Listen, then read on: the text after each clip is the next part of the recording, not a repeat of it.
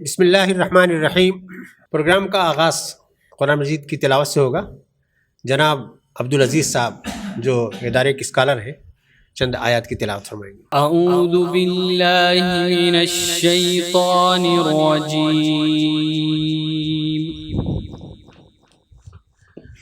بسم اللہ الرحمن الرحیم، تبارك الذي جعل في السماء بروجا وجعل فيها سراجا وقمرا منيرا، وهو الذي جعل الليل والنهار خلفة لمن أراد أن يذكر أو أراد شكورا،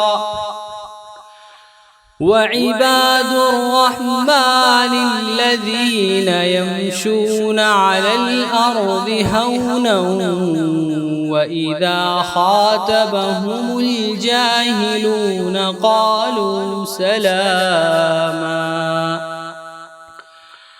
والذين يبيتون لربهم سجدا وقياما، والذين يقولون ربنا اصرف عنا عذاب جهنم إن عذابها كان غراما، إنها ساءت مستقرا ومقاما، والذين إذا أنفقوا لم يسرفوا ولم يقتروا وكان بين ذلك قواما، والذين لا يدعون مع الله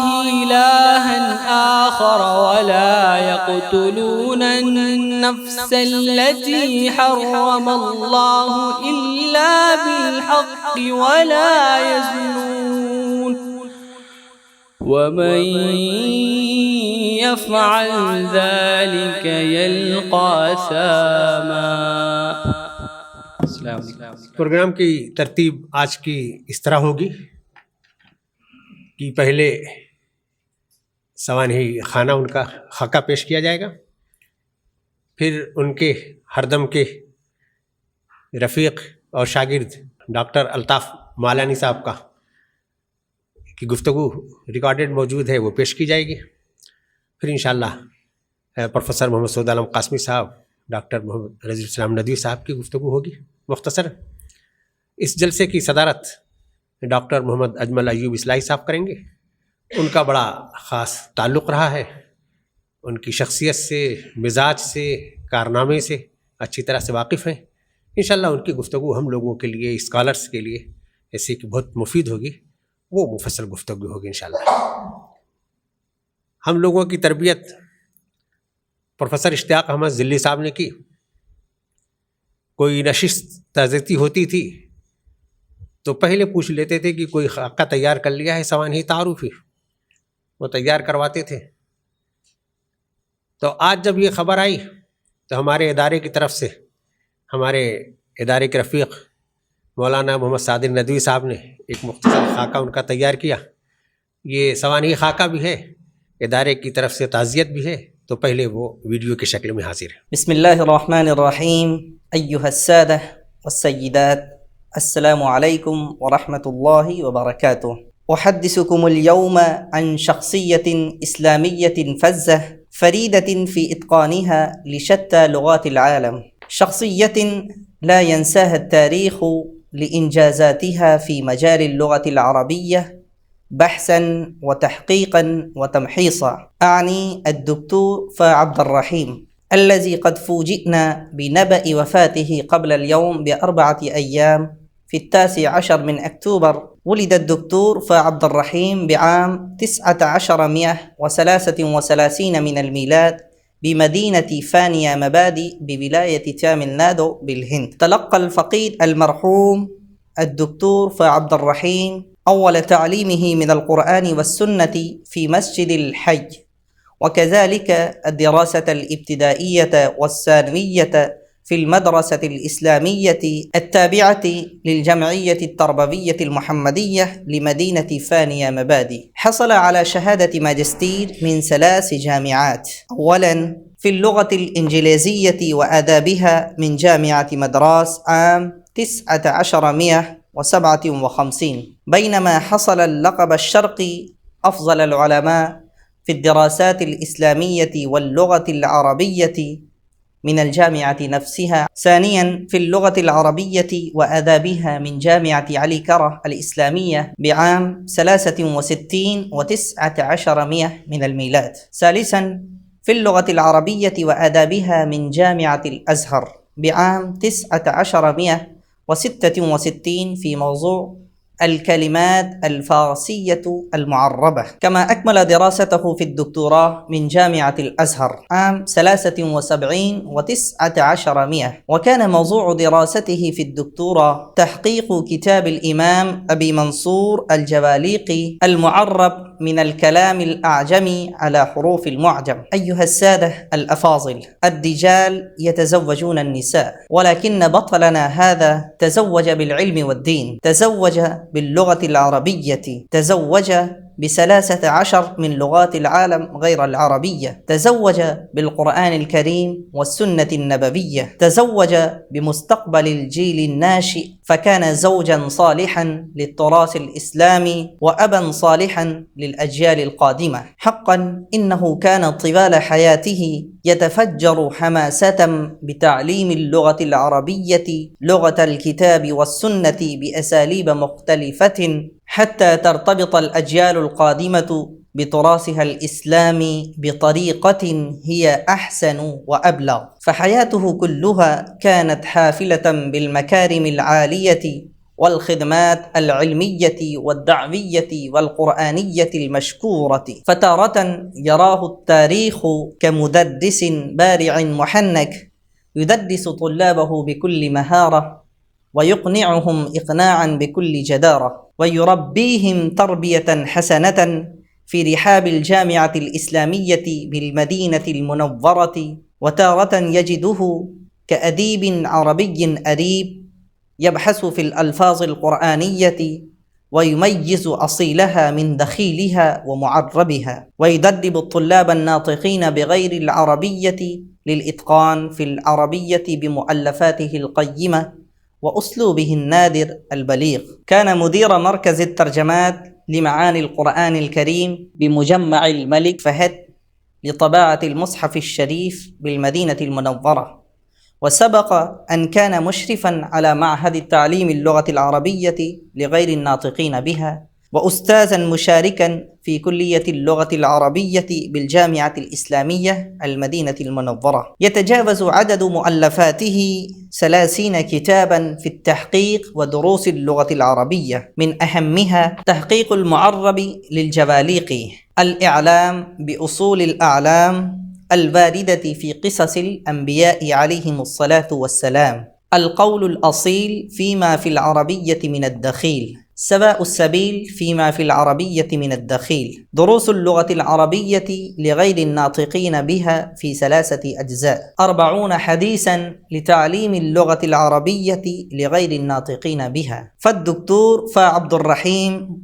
ظل وفيا بما عهده من ربه الرحمن الذي أنزل الفرقان بلسان عربي مبين دفاعا عن الإسلام والقرآن واللغة العربية، حتى انتقل إلى رحمة الله تبارك وتعالى. نسأل الله سبحانه عز وجل أن يتغمد الفقيد الغالي بالرحمة والرضوان وأسكنه فسيح جناته، آمين. مولانا محمد سعد ندوی صاحب اس مجلس میں موجود ہیں، ان کا شکریہ۔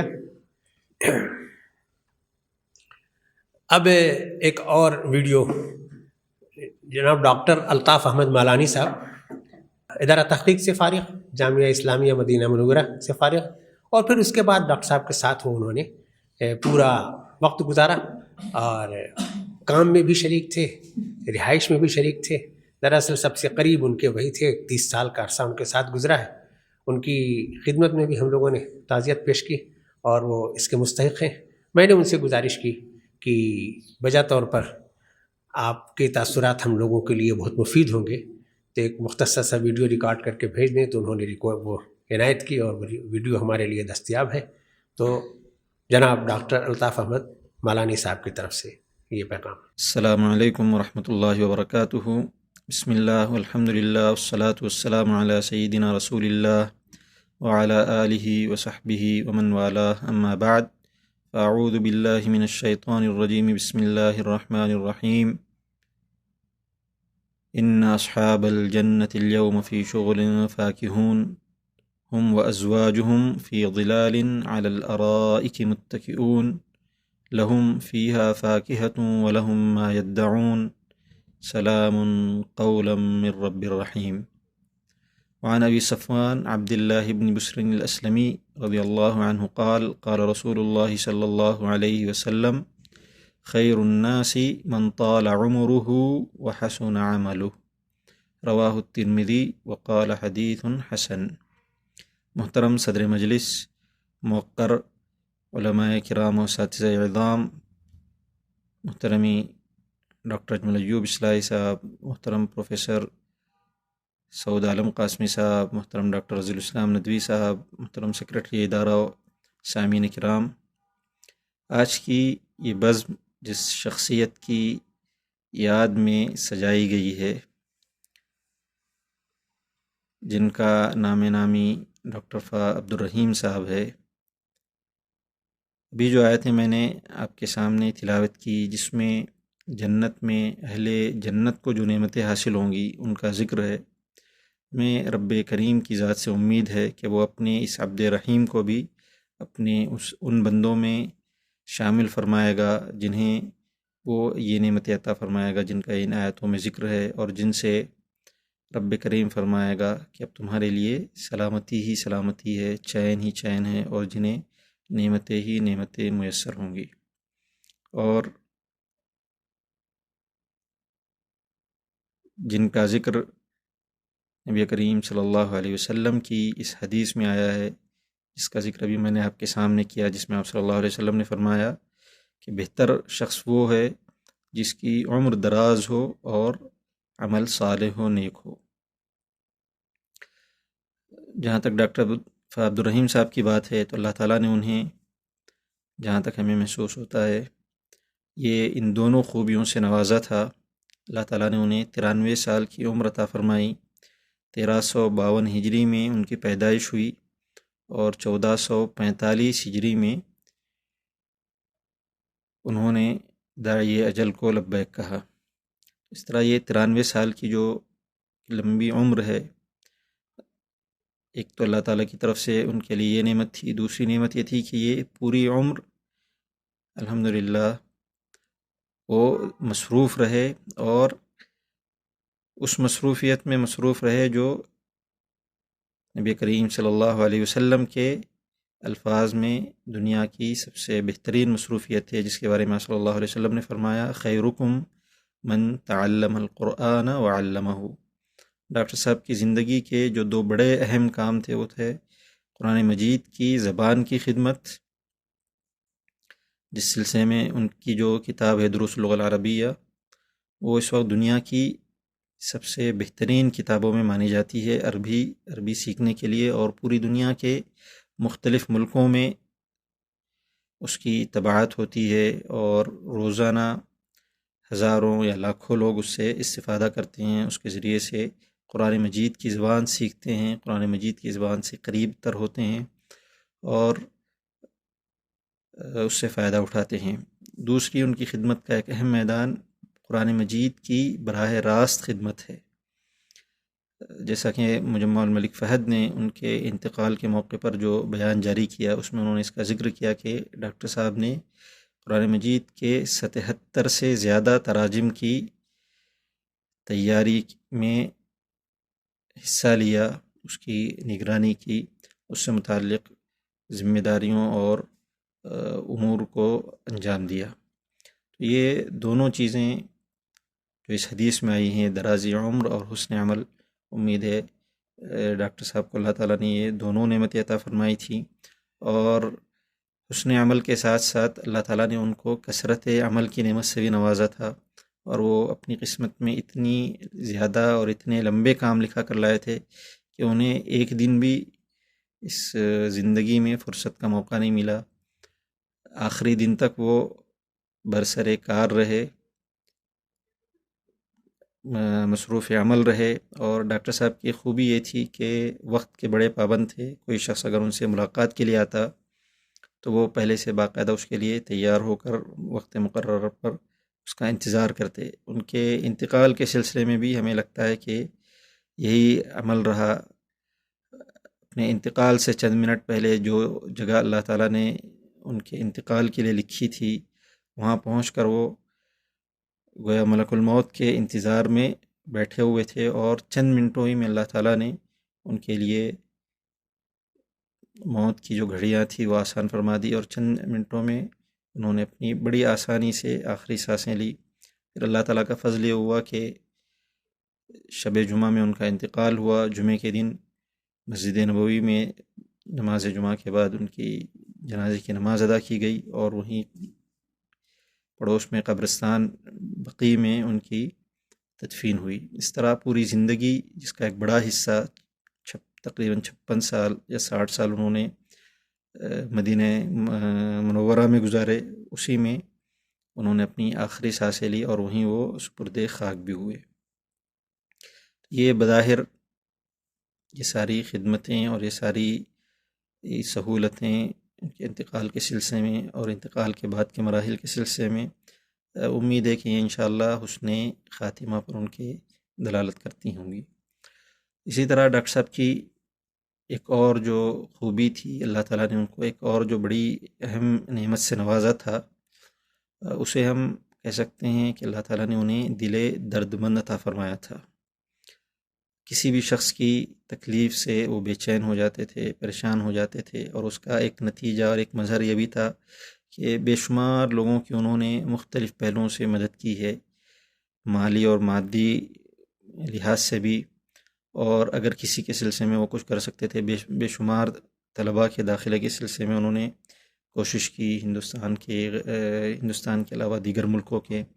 اس کے بعد تعلیم سے فراغت کے بعد کے جو مراحل ہوتے ہیں، بہت سارے لوگوں کے ساتھ ملازمت کے جو مسائل ہوتے ہیں، ان سب معاملات میں بھی ڈاکٹر صاحب لوگوں کا تعاون کرتے تھے، اور ایک جو خاص چیز تھی کہ وہ کسی کی بھی مدد کرتے ہوئے، تعاون کرتے ہوئے اس بات کی کوشش کرتے تھے کہ جہاں تک ہو سکے اس کا کسی اور کو علم نہ ہو، اس کی اطلاع نہ ہو۔ تو انفاق بالسر یا پوشیدہ مدد کا وہ خیال رکھتے تھے، تاکہ اس میں دوسرے کی کسی بھی طرح سے کوئی دل آزاری نہ ہو، دل شکنی نہ ہو۔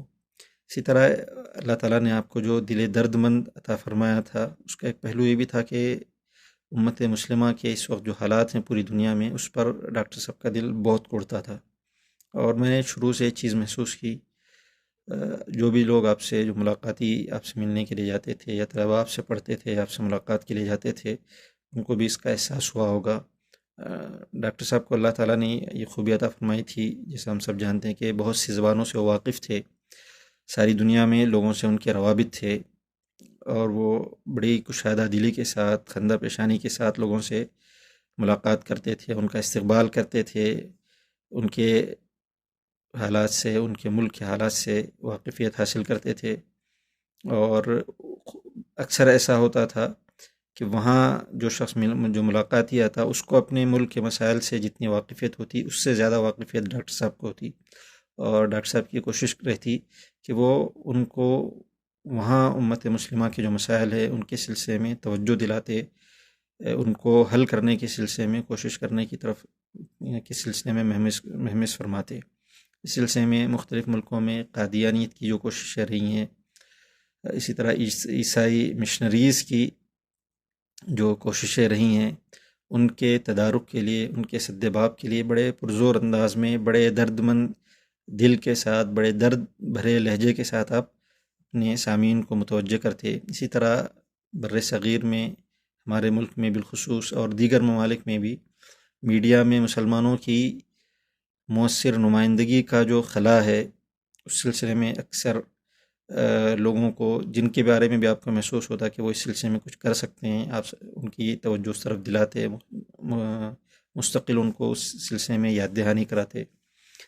اسی دل درد مند کا ایک پہلو یہ بھی ہے کہ ہمارے درسگاہوں کے طریقۂ تدریس اور نصاب تعلیم کے سلسلے میں بھی ڈاکٹر صاحب کو جن چیزوں پر اعتراض تھا، جو آپ کو قابل گرفت لگتی تھی، آپ بڑے درد کے ساتھ اس کی طرف توجہ دلاتے تھے، مختلف انٹرویوز میں، مختلف لیکچرز میں، ذاتی ملاقاتوں میں۔ اسی طرح اس سلسلے میں آپ کا ایک چھوٹا سا رسالہ بھی ہے اردو میں کلیلہ دمنہ کے تعلق سے، جس کا عنوان ہے کہ کیا یہ کتاب اسلامی درسگاہوں میں پڑھائے جانے کے قابل ہے، جس میں ڈاکٹر صاحب نے اس چیز کا تذکرہ کیا ہے کہ ہمارا جو مقصد ہے مدارس کا، وہاں جو طلباء اپنی عمر فارغ کر کے آتے ہیں، وہاں ہماری ترجیح یہ ہونی چاہیے کہ انہیں سب سے پہلے دین کی ان معاملات کا، ان علوم کو پڑھایا جائے جن کی ان کو اس وقت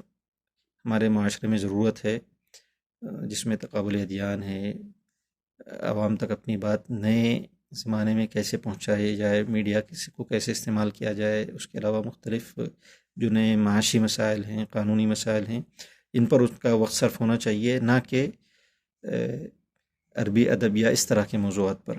یہ ڈاکٹر صاحب کی ایک اہم خوبی تھی کہ اللہ تعالیٰ نے ان کو ایک بے چین اور درد مند دل عطا فرمایا تھا، تڑپ اور ایک کسک عطا فرمائی تھی، اور پوری زندگی آخر وقت تک، آخر دن تک وہ مصروف عمل رہے، اور عام طور پر انتقال کے تعلق سے جو تعبیرات استعمال ہوتی ہیں تو اس میں بستر مرگ کا یا سریر الموت کا ذکر آتا ہے، لیکن اللہ تعالیٰ نے ان کو موت بھی عطا فرمائی، تو وہ کرسی پر عطا فرمائی۔ آخری دن بھی وہ مجمع میں گئے، وہاں قرآن مجید کے تعلق سے کچھ میٹنگز تھی، اس میں شرکت کی، اپنے آفس کا نارمل ورک کیا، وہاں سے وہ واپس آئے، اور اس کے بعد شام میں ہسپتال میں انہوں نے داعی اجل کو لبیک کہا۔ اللہ تعالیٰ سے امید ہے کہ ان کی جو خدمات ہیں قرآن مجید کی خدمت کے سلسلے میں اور قرآن مجید کی زبان کی خدمت کے سلسلے میں، ان کو اللہ تعالیٰ شرف قبولیت سے نوازے، ان کے لیے ذخیرہ آخرت اور صدقہ جاریہ بنائیں، اور اللہ تعالیٰ اعلیٰ علیین میں انبیاء، صدیقین، شہداء اور صالحین کے ساتھ انہیں جگہ عطا فرمائیں، اور اللہ تعالیٰ ہم سب کو بھی ان کی طرح کا دل درد مند، ان کی طرح کی تڑپ اور ان کی طرح خدمت کی توفیق سے نوازے، آمین۔ وآخر دعوانا ان الحمدللہ رب العالمین۔ حضرات، یہ الطاف مالانی صاحب ہمارے ادارے میں بھی اسکالر رہے اور اب مدینہ منورہ میں ہمارے نمائندے ہیں۔ تو مولانا عبید اللہ طاہر مدنی صاحب جو مدینہ منورہ سے فارغ ہیں اور ڈاکٹر صاحب سے قریب رہے ہیں، اتفاق ہے کہ آج یہاں موجود ہیں۔ یہ جامعۃ الفلاح کے نائب محتمم بھی ہیں، استاذ بھی، ان سے گزارش ہے کہ مختصر اظہار خیال فرمائیں۔ الحمدللہ رب العالمین، والصلاۃ والسلام علی اشرف الانبیاء والمرسلین نبینا محمد وعلی آلہ وصحبہ اجمعین۔ اعوذ باللہ من الشیطان الرجیم، بسم اللہ الرحمن الرحیم۔ کل من علیہا فان ویبقی وجہ ربک ذو الجلال والاکرام۔ ڈاکٹر فا عبد الرحیم صاحب سے ملاقات جامعہ اسلامیہ مدینہ منورہ کے اپنے کم و بیش 10 سالہ قیام میں متعدد بار ہوئی، اور آپ سے جب ملاقات ہوئی تو آپ کی شخصیت کا جو نقش دلوں پر جانگزی ہوا وہ یہی کہ آپ انتہائی خلیق، ملنسار، کم گو، ہمیشہ مسکرانے والے اور لوگوں کو بہت توجہ سے سننے اور ان کے ساتھ گفتگو کرنے والے تھے۔ ہم جیسے خردوں پر بھی آپ کی توجہ رہتی تھی، اور جب بھی ملاقات کے لیے حاضر ہوتے تھے، ملاقات کے لیے جب وقت لیتے تھے تو آپ وقت دیتے تھے، وقت پر انتظار کرتے تھے اور پوری توجہ کے ساتھ پورا وقت دیتے تھے۔ آپ کی شخصیت کی شہرت کے دو اسباب تھے۔ ایک سبب جس کا تعلق عام طور سے ابتدائی عربی درجات میں تعلیم حاصل کرنے والے طلبہ اور اساتذہ کے درمیان تھا، اور وہ شہرت تھی آپ کی شہرۂ آفاق کتاب دروس اللغۃ العربیہ کے مصنف کی حیثیت سے۔ اس کتاب کی تصنیف کا بھی ایک قصہ ہے۔ جب آپ جامعہ اسلامیہ مدینہ منورہ میں گئے اور وہاں معہد تعلیم اللغہ میں آپ نے تدریس کی خدمات انجام دینی شروع کی، تو چونکہ دنیا بھر سے طلبہ وہاں آتے تھے اور عربی ان کی مادری زبان نہیں ہوتی تھی، اس وجہ سے ان کو 2 سال کا عربی زبان سکھانے کا ایک کورس چلتا تھا۔ تو ڈاکٹر صاحب نے اس کو سنبھالا اور وہ بتاتے تھے کہ روزانہ ایک سبق وہ تیار کرتے تھے اور اس کے بعد اگلے دن جا کر اس کو طلبہ کو پڑھاتے تھے۔ اس طریقے سے یہ کتاب تقریباً 5-6 سال کی پوری مدت میں تیار ہوئی اور ایک شاندار عربی زبان کو سکھانے کی ایک شاندار کتاب کی حیثیت سے پوری دنیا میں اس کی شہرت ہوئی، اور اس کے بے شمار درجنوں ایڈیشن شائع ہوئے۔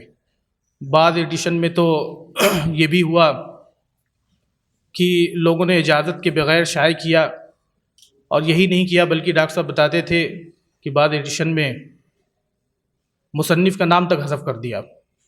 انڈونیشیا یا کسی ملک کا نام ڈاکٹر صاحب بتا رہے تھے کہ وہاں کا ایڈیشن دیکھا ہم نے، تو اس میں مصنف کے نام کو بھی ان لوگوں نے حذف کر دیا تھا۔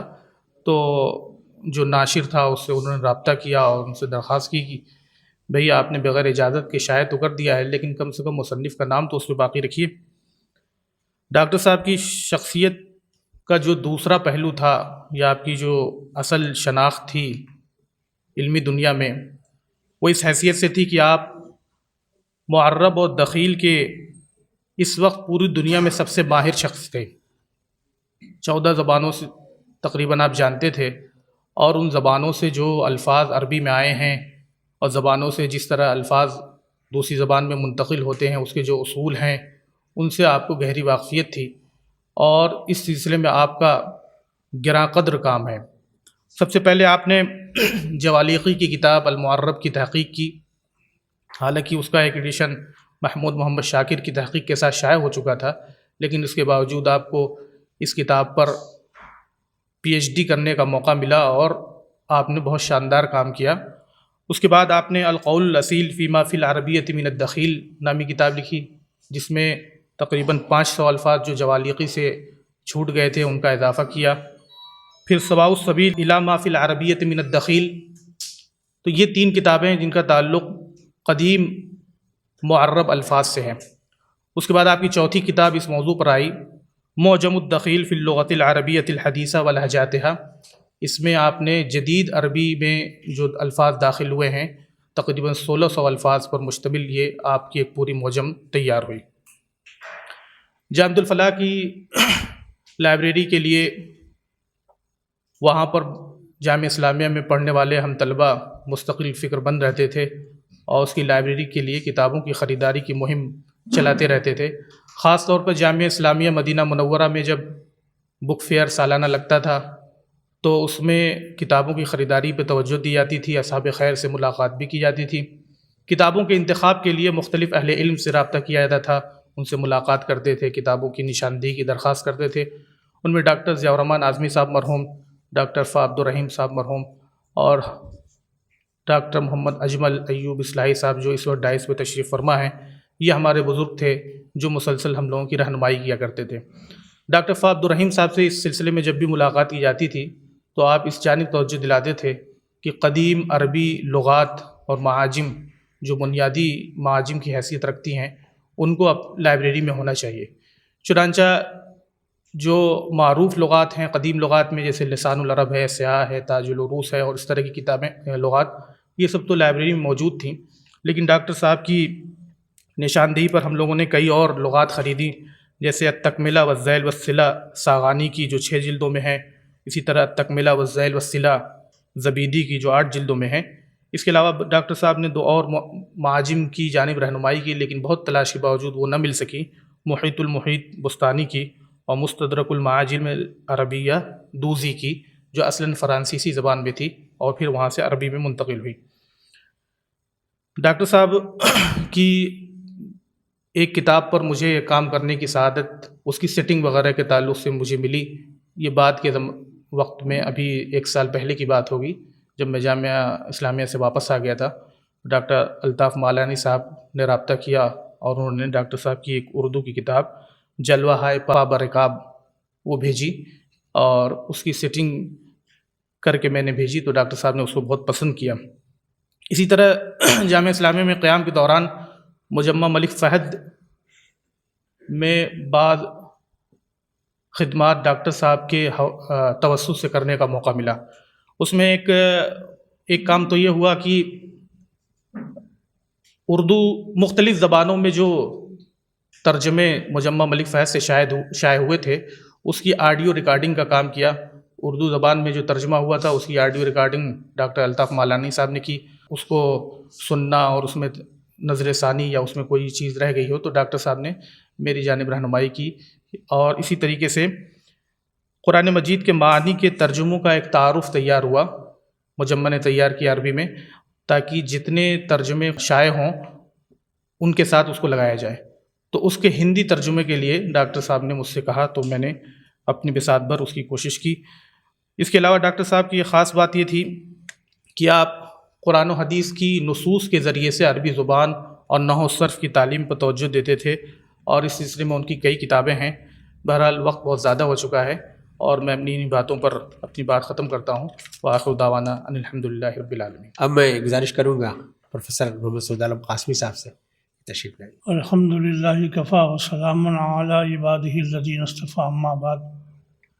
یا ایتها النفس المطمئنہ ارجعی الی ربک راضیۃ مرضیہ فادخلی فی عبادی وادخلی جنتی. صدق اللہ العظیم. ڈاکٹر فا عبد الرحیم صاحب رحمۃ اللہ علیہ اب اس دنیا میں نہیں رہے، لیکن اپنی علمی، ادبی اور دینی خدمات کے حوالے سے وہ ہمیشہ زندہ رہیں گے. 1982 میں ادارہ تحقیق سے تحقیقات اسلامی رسالے کا اجرا ہوا تھا. ان کے اگلے کسی شمارے میں قرآن کریم کے بعض الفاظ سے متعلق فاسا عبد الرحیم صاحب کا ایک نوشتہ شائع ہوا تھا. تو ڈاکٹر صاحب سے یہ غائبانہ تعارف ان کے اس مضمون کے ذریعے مجھے ہوا. میرا سفر ہوا تھا مدراس کا، تو جماعت اسلامی کے امیر سے شیخ جمیل صاحب، اور بہت نیک اور بزرگ آدمی تھے. انہوں نے اسلامک فاؤنڈیشن ٹرسٹ سے اسی زمانے میں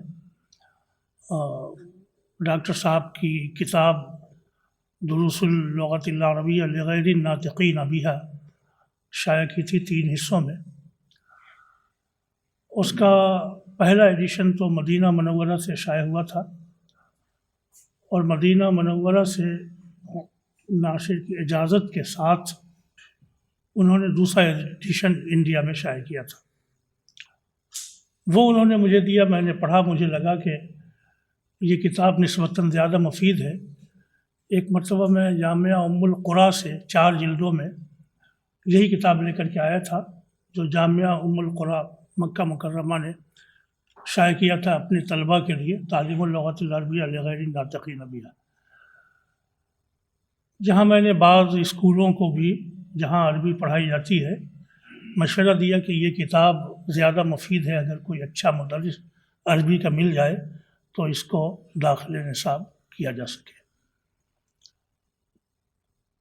فا عبد الرحیم صاحب کا جو سبجیکٹ ہے وہ تو معرب الفاظ کے سلسلے میں ہے، اور مدینہ منورہ میں جہاں تک میری معلومات ہیں وہ یہ سبجیکٹ پڑھانے کے ساتھ ساتھ یعنی دوسرے ممالک کے طلباء کو عربی پڑھانے کے ساتھ ساتھ ان کا جو موضوع تھا وہ نظام اصوات کا تھا، یعنی فونیٹکس کا تھا۔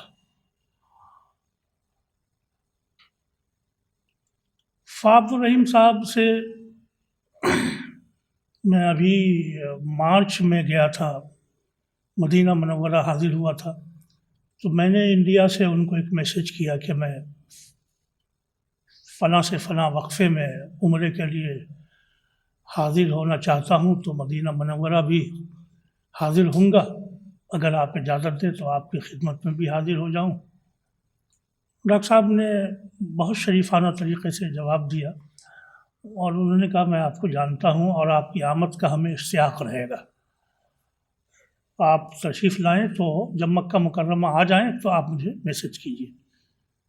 چنانچہ میں مکہ مکرمہ پہنچا تو میں نے ان کو میسج کیا تو انہوں نے ایک ٹائم ہمیں دیا 10 سے 11 بجے 12 بجے کے آس پاس کا۔ انہوں نے کہا آپ کو جو وقت سہولت ہو، تو میں نے کہا کہ آپ کی سہولت کے مطابق۔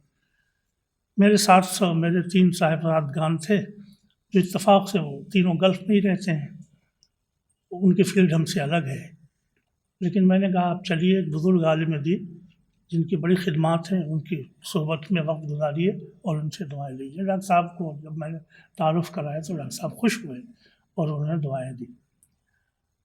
میں نے ڈاکٹر صاحب سے ایک انٹرویو لیا، میں نے کہا آپ کی خدمات جلیلہ ہیں اور طویلہ ہیں، تو کچھ باتیں آپ اپنے بارے میں بتائیے۔ ڈاکٹر صاحب نے بہت تفصیل سے، تقریباً ہم 10 بجے گئے تھے اور 12 ساڑھے 12 میں 2.5-3 گھنٹے، پونے 3 گھنٹے ہم ان کی خدمت میں مدینہ منورہ میں ان کی رہائش گاہ پہ ان کی خدمت میں ہم حاضر رہے۔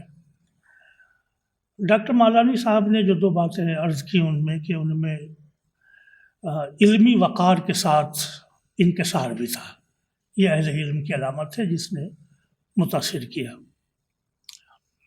ڈاکٹر صاحب کام تو معرب الفاظ پہ تھا، جوالیقی پر انہوں نے کام کیا تھا اور اس پر بہت اچھا تبصرہ ہمارے ڈاکٹر اجمل عجیب اصلاحی صاحب نے کیا تھا، انہوں نے واٹس ایپ ان کی مقال پہ کیا تھا، میں نے پڑھا اسے، تو وہ خود بتائیں گے ان کے کام کی اہمیت کیا ہے، واقعہ کیونکہ خود بڑے عالم دین ہیں۔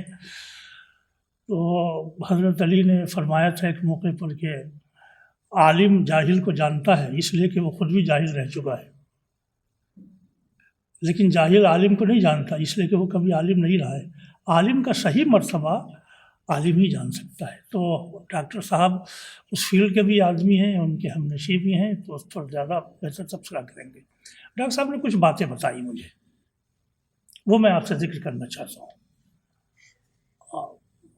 اور کبھی اگر تعلیمی نظام پہ گفتگو ہو تو یہ چیزیں موضوع ہوں گی۔ ان کا عربی زبان و ادب کے سلسلے میں عربوں کا بھی نظام ناقص ہے اور عجم کا بھی نظام ناقص ہے، دونوں پہ انہوں نے تبصرہ کیا۔ انہوں نے خاص طور سے مصر کا حوالہ دیا کہ مصر میں جو کولوکیل لینگویج ہے، جو مقامی زبان ہے، وہ فصحا کی زبان کے اوپر حاوی رہتی ہے اور اس کا اثر ان کے طریقہ تعلیم میں بھی ہے۔ ان کا مثال کے طور پر آپ بچوں کو پڑھاتے ہیں تب بھی وہ الفاظ کا جو آخری حصہ ہوتا ہے حروف کا وہ کھا جاتے ہیں، وہ وقف کر لیتے ہیں۔ اس سے نحو و صرف کی جو پکڑ ہوتی ہے وہ کمزور ہو جاتی ہے۔ تو ان کا یہ پورے نظام میں مصر کے یہ کمزوری میں نے محسوس کی۔ ڈاکٹر صاحب نے اس کی بہت ساری مثالیں بتائی۔ میں نے اس کا کچھ نمونہ اس انٹرویو میں جو ماہنامہ تہذیب الاخلاق علی گڑھ میں اپریل 2023 میں، یعنی ابھی چند مہینہ پہلے ہم نے شائع کر دیا تھا۔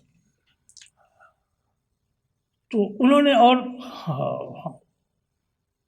جو زبان دوسری طرف سے آئی، جیسے ان کی 4-5 کتابیں جو عربی زبان میں جو دخیل الفاظ ہیں ان سے متعلق، تو ان کے جو اثرات مرتب ہوئے، تو ڈاکٹر صاحب نے اس کے کچھ نمونے پیش کیے۔ انہوں نے یہ کہا کہ عجمی درس گاہوں میں، مدارس میں عربی پڑھائی جاتی ہے، لیکن 10-12 سال تعلیم حاصل کرنے کے بعد بچوں کو عربی نہیں آتی. اس کی بنیادی وجہ یہ ہے کہ یہ جو نظام تعلیم ہے مدارس کا یہ بہت ناقص ہے. یہ پورا وقت لگا دیتے ہیں نحو و صرف کے اوپر، اس سے زبان نہیں آتی. جس کو زبان آتی ہے زبان کی صحت کے لیے تو وہ ٹھیک ہے، لیکن زبان پڑھانے کے لیے نحو و صرف نہیں. انہوں نے کہا کہ زبان کو فطری انداز میں سکھانا چاہیے. جیسے بچہ پیدا ہوتا ہے، جیسے ماں باپ بولتے ہیں تو وہ بچہ بولتا ہے. وہ ماں باپ عربی بولتے ہیں تو عربی بولتا ہے، انگریزی بولتے ہیں تو بچہ انگریزی بولتا ہے. وہ سیکھتا نہیں ہے، وہ جو آپ بولتے ہیں وہ. تو یہ فطری طریقہ ہونا چاہیے مدارس کو پڑھانے کا کہ بچوں کو بولنا سکھائیے، بعد میں اصلاح کیجیے اس کی گرامر کے اعتبار سے. ڈاکٹر صاحب نے پھر اس کی تفصیل بیان کی. تو وہ گزر گئے دنیا سے، لیکن یہ میسیج آپ لوگوں کو اس لیے دوں کہ اگر آپ مدارس قائم کریں یا مدارس میں جائیں تو ڈاکٹر صاحب کا ایک میسیج تھا کہ اس کی اصلاح کرنی چاہیے، کہ زبان آنی چاہیے لوگوں کو، بجائے اس کے کہ زبان کے نام پر آپ گرامر پڑھا دیں اور زبان کبھی نہ آئے. ڈاکٹر صاحب نے ایک بات اور یہ بتائی کہ عربی زبان و ادب کا تعلق قرآن و حدیث سے ہے. تو وہ زبان آنی چاہیے کہ جو قرآن و حدیث کو سمجھنے میں، اس کو پھیلانے میں، اس کی تعلیم و تدریس میں معاون ہو. ڈاکٹر صاحب کہا کرتے تھے، ایک بات انہوں نے کہی کہ کسی زمانے میں جاہلی ادب کو پڑھانے پر زور ہوا، اور انہوں نے کہا کہ اتفاق سے انگریزوں نے یہ سلسلہ شروع کیا تھا اور ہندوستان میں شروع کیا تھا، یہی مصر میں ہوا. ایک تفصیلی گفتگو انہوں نے فرمائی. کہا کہ یہ فن کے طور پر تو ٹھیک ہے، لیکن عربی زبان و ادب کے تعلق سے اس کا بہت زیادہ اس کی اہمیت نہیں ہے. ڈاکٹر صاحب نے ایک بات اور فرمائی. ڈاکٹر صاحب نے کہا کہ علم ہر زمانے کے کچھ چیلنجز ہوتے ہیں اور علماء کی ذمہ داری ہے کہ ان کا جواب دیں. مثلا انہوں نے کہا کہ اس زمانے کے اندر ہندوستان میں دیکھ رہا ہوں کہ ارتداد پھیل رہا ہے، اور خاص طور سے لڑکیاں مرتد ہو رہی ہیں. اس کا تدارک علماء کو کرنا چاہیے، اور اس کے لیے ان کو ہندوستانی مذاہب کا مطالعہ کرنا چاہیے، اور خاص طور سے علماء مدارس کے لیے کہا انہوں نے کہ یہ ہندوستانی مذاہب کا علماء کو مطالعہ کرنا چاہیے اور اس کے مطابق اپنے بچوں کو تیار کرنا چاہیے، تاکہ وہ اسلام کا دفاع بھی کر سکیں اور اسلام کی اشاعت بھی کر سکیں. ڈاکٹر صاحب یہ کہتے تھے کہ اسی طرح اس وقت مسلمانوں پر جو مظالم ہو رہے ہیں، جو مشکلات ہیں، جیسا کہ ابھی الطاف مالانی صاحب نے اپنی گفتگو میں کہا کہ ان کو ہندوستان کے احوال کا بہت تفصیلی علم تھا کہ کیا ہو رہا ہے. تو انہوں نے کہا کہ قانون میں کے شعبے میں ہمارے اچھے نوجوان طلباء کو جانا چاہیے، قانون کی اچھی تعلیم ہونی چاہیے تاکہ وہ مسلمانوں کے حقوق کا دفاع کر سکیں اور باعزت طریقے سے زندہ رہنے میں وہ کچھ معاون بن سکیں. ڈاکٹر صاحب نے ایک بات اور فرمائی کہ اس وقت میڈیا کے ذریعے اسلام پر اور مسلمانوں پر اعتراضات ہو رہے ہیں، تو اچھے ذہین طلباء کو ماس کمیونیکیشن میں، میڈیا میں بھی بھیجنا چاہیے. یہ بھی ایک راہ ہے. بہت سی جگہوں پر آپ اسلام کے متعلق پھیلائی ہوئی غلط فہمیوں کو دور کر سکتے ہیں، اور بہت سی جگہوں پر اسلام کا بنیادی اصل میسج دوسرے طریقے سے آپ پیش کر سکتے ہیں. تو ڈاکٹر صاحب کی جو سوچ تھی وہ عصر حاضر کے مطابق تھی. ڈاکٹر صاحب نے میں نے ان سے کہا کہ آپ انگریزی کے آدمی تھے، انگریزی سے آپ نے شفٹ کیا عربی کی طرف، آپ 2 بین الاقوامی زبان کے آپ ماہر تھے. ڈاکٹر صاحب نے کہا کہ ایسا ہے کہ میں تو مدراس کی پریسٹن یونیورسٹی میں پڑھنے کے بعد وانمباڑی کے اسلامیہ کالج میں استاد ہو گیا تھا، لیکن میری دلچسپی عربی زبان سے تھی، تو چنانچہ عربی زبان میں نے مدرسے میں نہیں پڑھی، خود سے سیکھی. ہمیں ایک دلچسپ بات یہ معلوم ہوئی کہ آدمی میں اگر جوش اور جذبہ ہو اور حوصلہ ہو تو راستے بند نہیں ہیں، راستہ کھلا ہوا ہے. اور پھر عربی زبان و ادب میں جو انہوں نے محنت کی، علی گڑھ سے بھی ایم اے کیا، باہر سے بھی کیا، قاہرہ سے بھی کیا. لیکن قاہرہ سے کرنے کے بعد دلچسپ بات یہ ہے کہ پھر ان کا رخ بدل گیا، اور درمان یونیورسٹی میں وہ انہوں نے ان کا جو تقرر ہوا وہ انگریزی پڑھانے کے لیے ہوا تھا، عربی پڑھانے کے لیے نہیں ہوا تھا، اس لیے کہ وہاں عرب بھی جاننے والے سوران کے لوگ ان کو انگریزی پڑھانے کے لیے ہوا۔ تب انہوں نے کہا کہ نہیں، میں پھر انگریزی پڑھا رہا ہوں، اور 3-4 سال تک پڑھائی انگریزی انہوں نے۔ تب انہوں نے وہاں جو چانسلر تھے عبداللہ بن باز صاحب، ان کو درخواست دی کہ میں آپ کے یہاں پڑھانا چاہتا ہوں۔ تو پھر تو 2 بین الاقوامی زبان سے ان کا تجربہ تھا، تو ان کے تجربات میں بھی وسعت تھی، خیالات میں بھی وسعت تھی، اور نظر میں بھی وسعت تھی۔ ہماری سمجھ میں ان کی زندگی سے 2-3 باتیں آتی ہیں جو آپ سے شیئر کرتا ہوں۔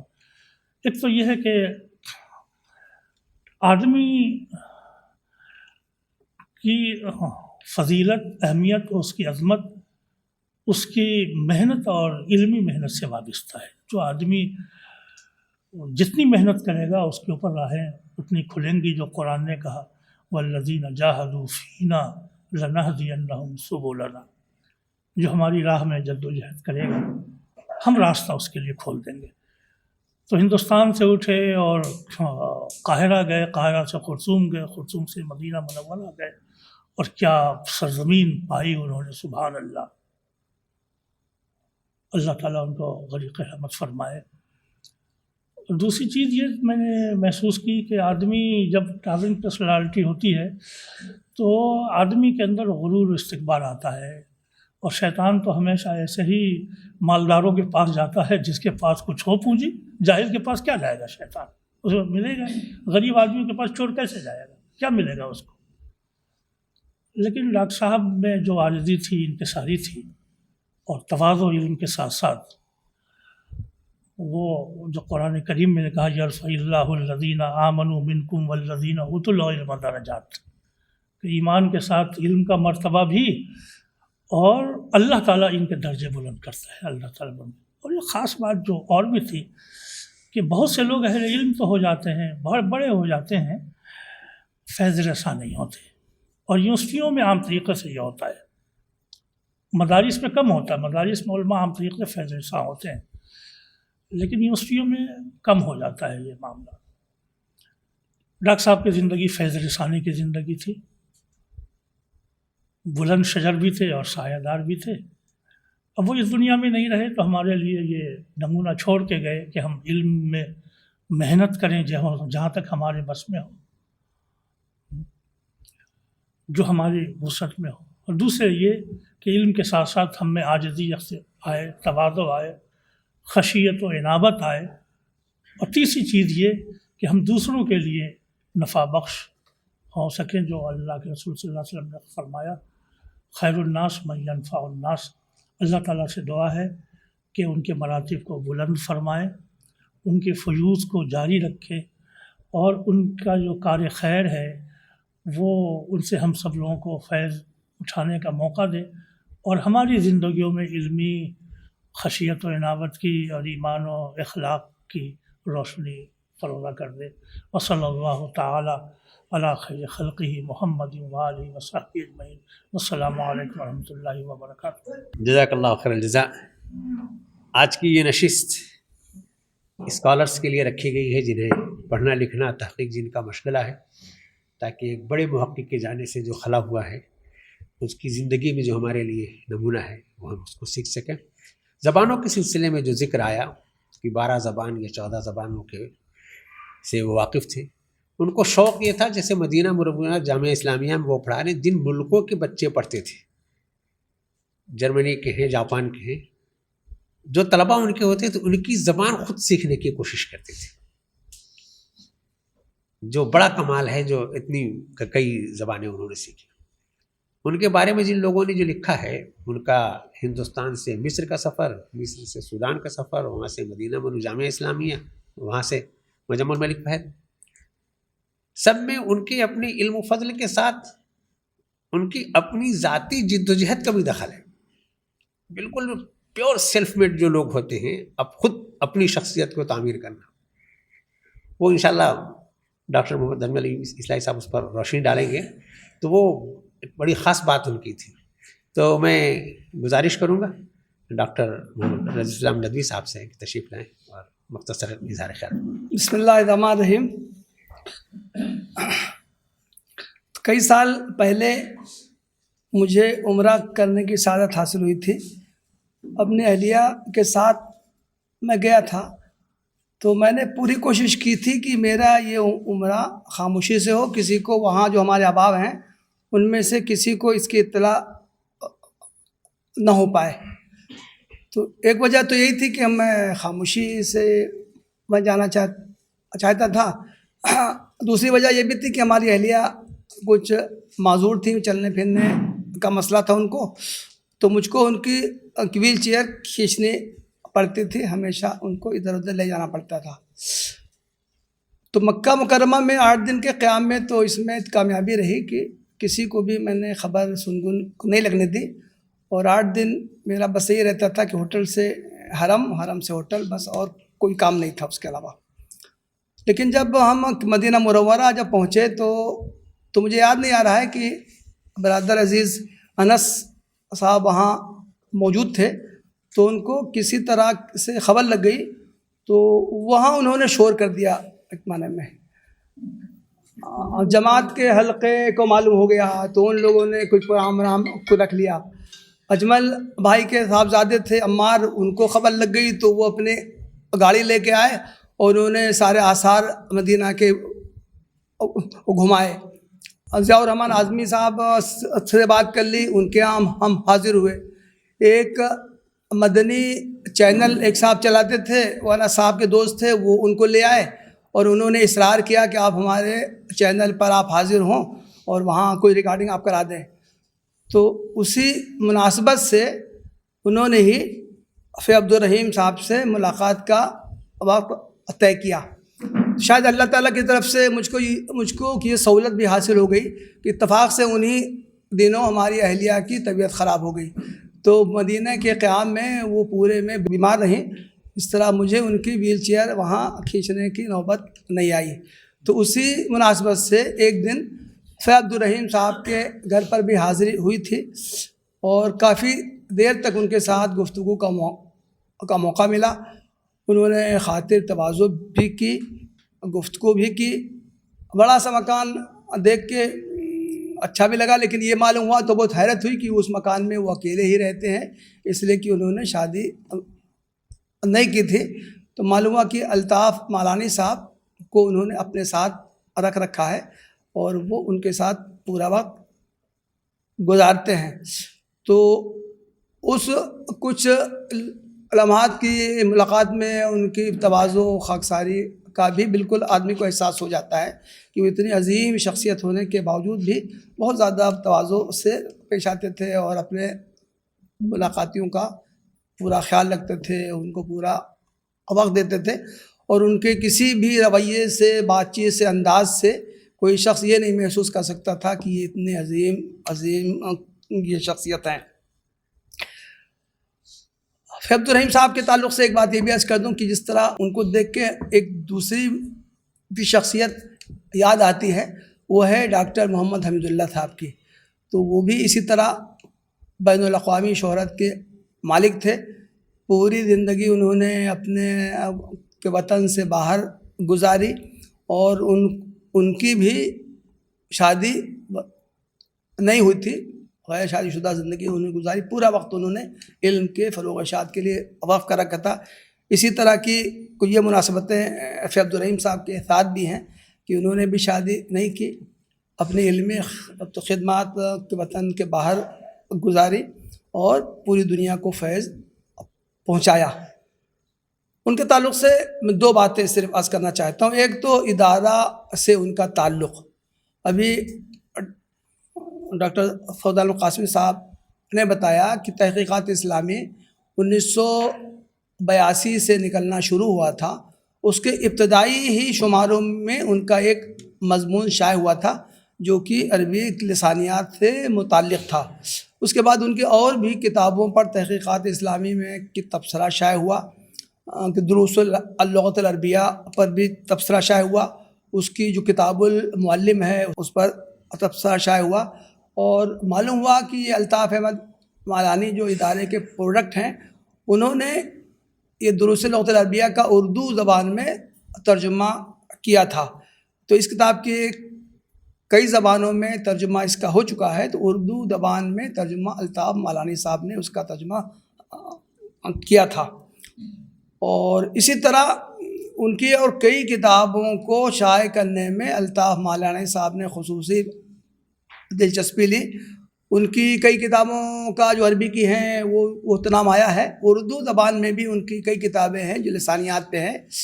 ایک کتاب ان کی ہے گلستان الفاظ و معانی۔ یہ کتاب الطاف مالانی صاحب نے مجھ کو بھیجی، خواہش کی کہ اس کو آپ کہیں سے شائع کروا دیجئے۔ تو میں نے دہلی کے ایک معروف ناشر ہیں اسلامک بک فاؤنڈیشن کے مالک فراست صاحب، ان سے میں نے کہا اور انہوں نے اس کتاب کو شائع کیا۔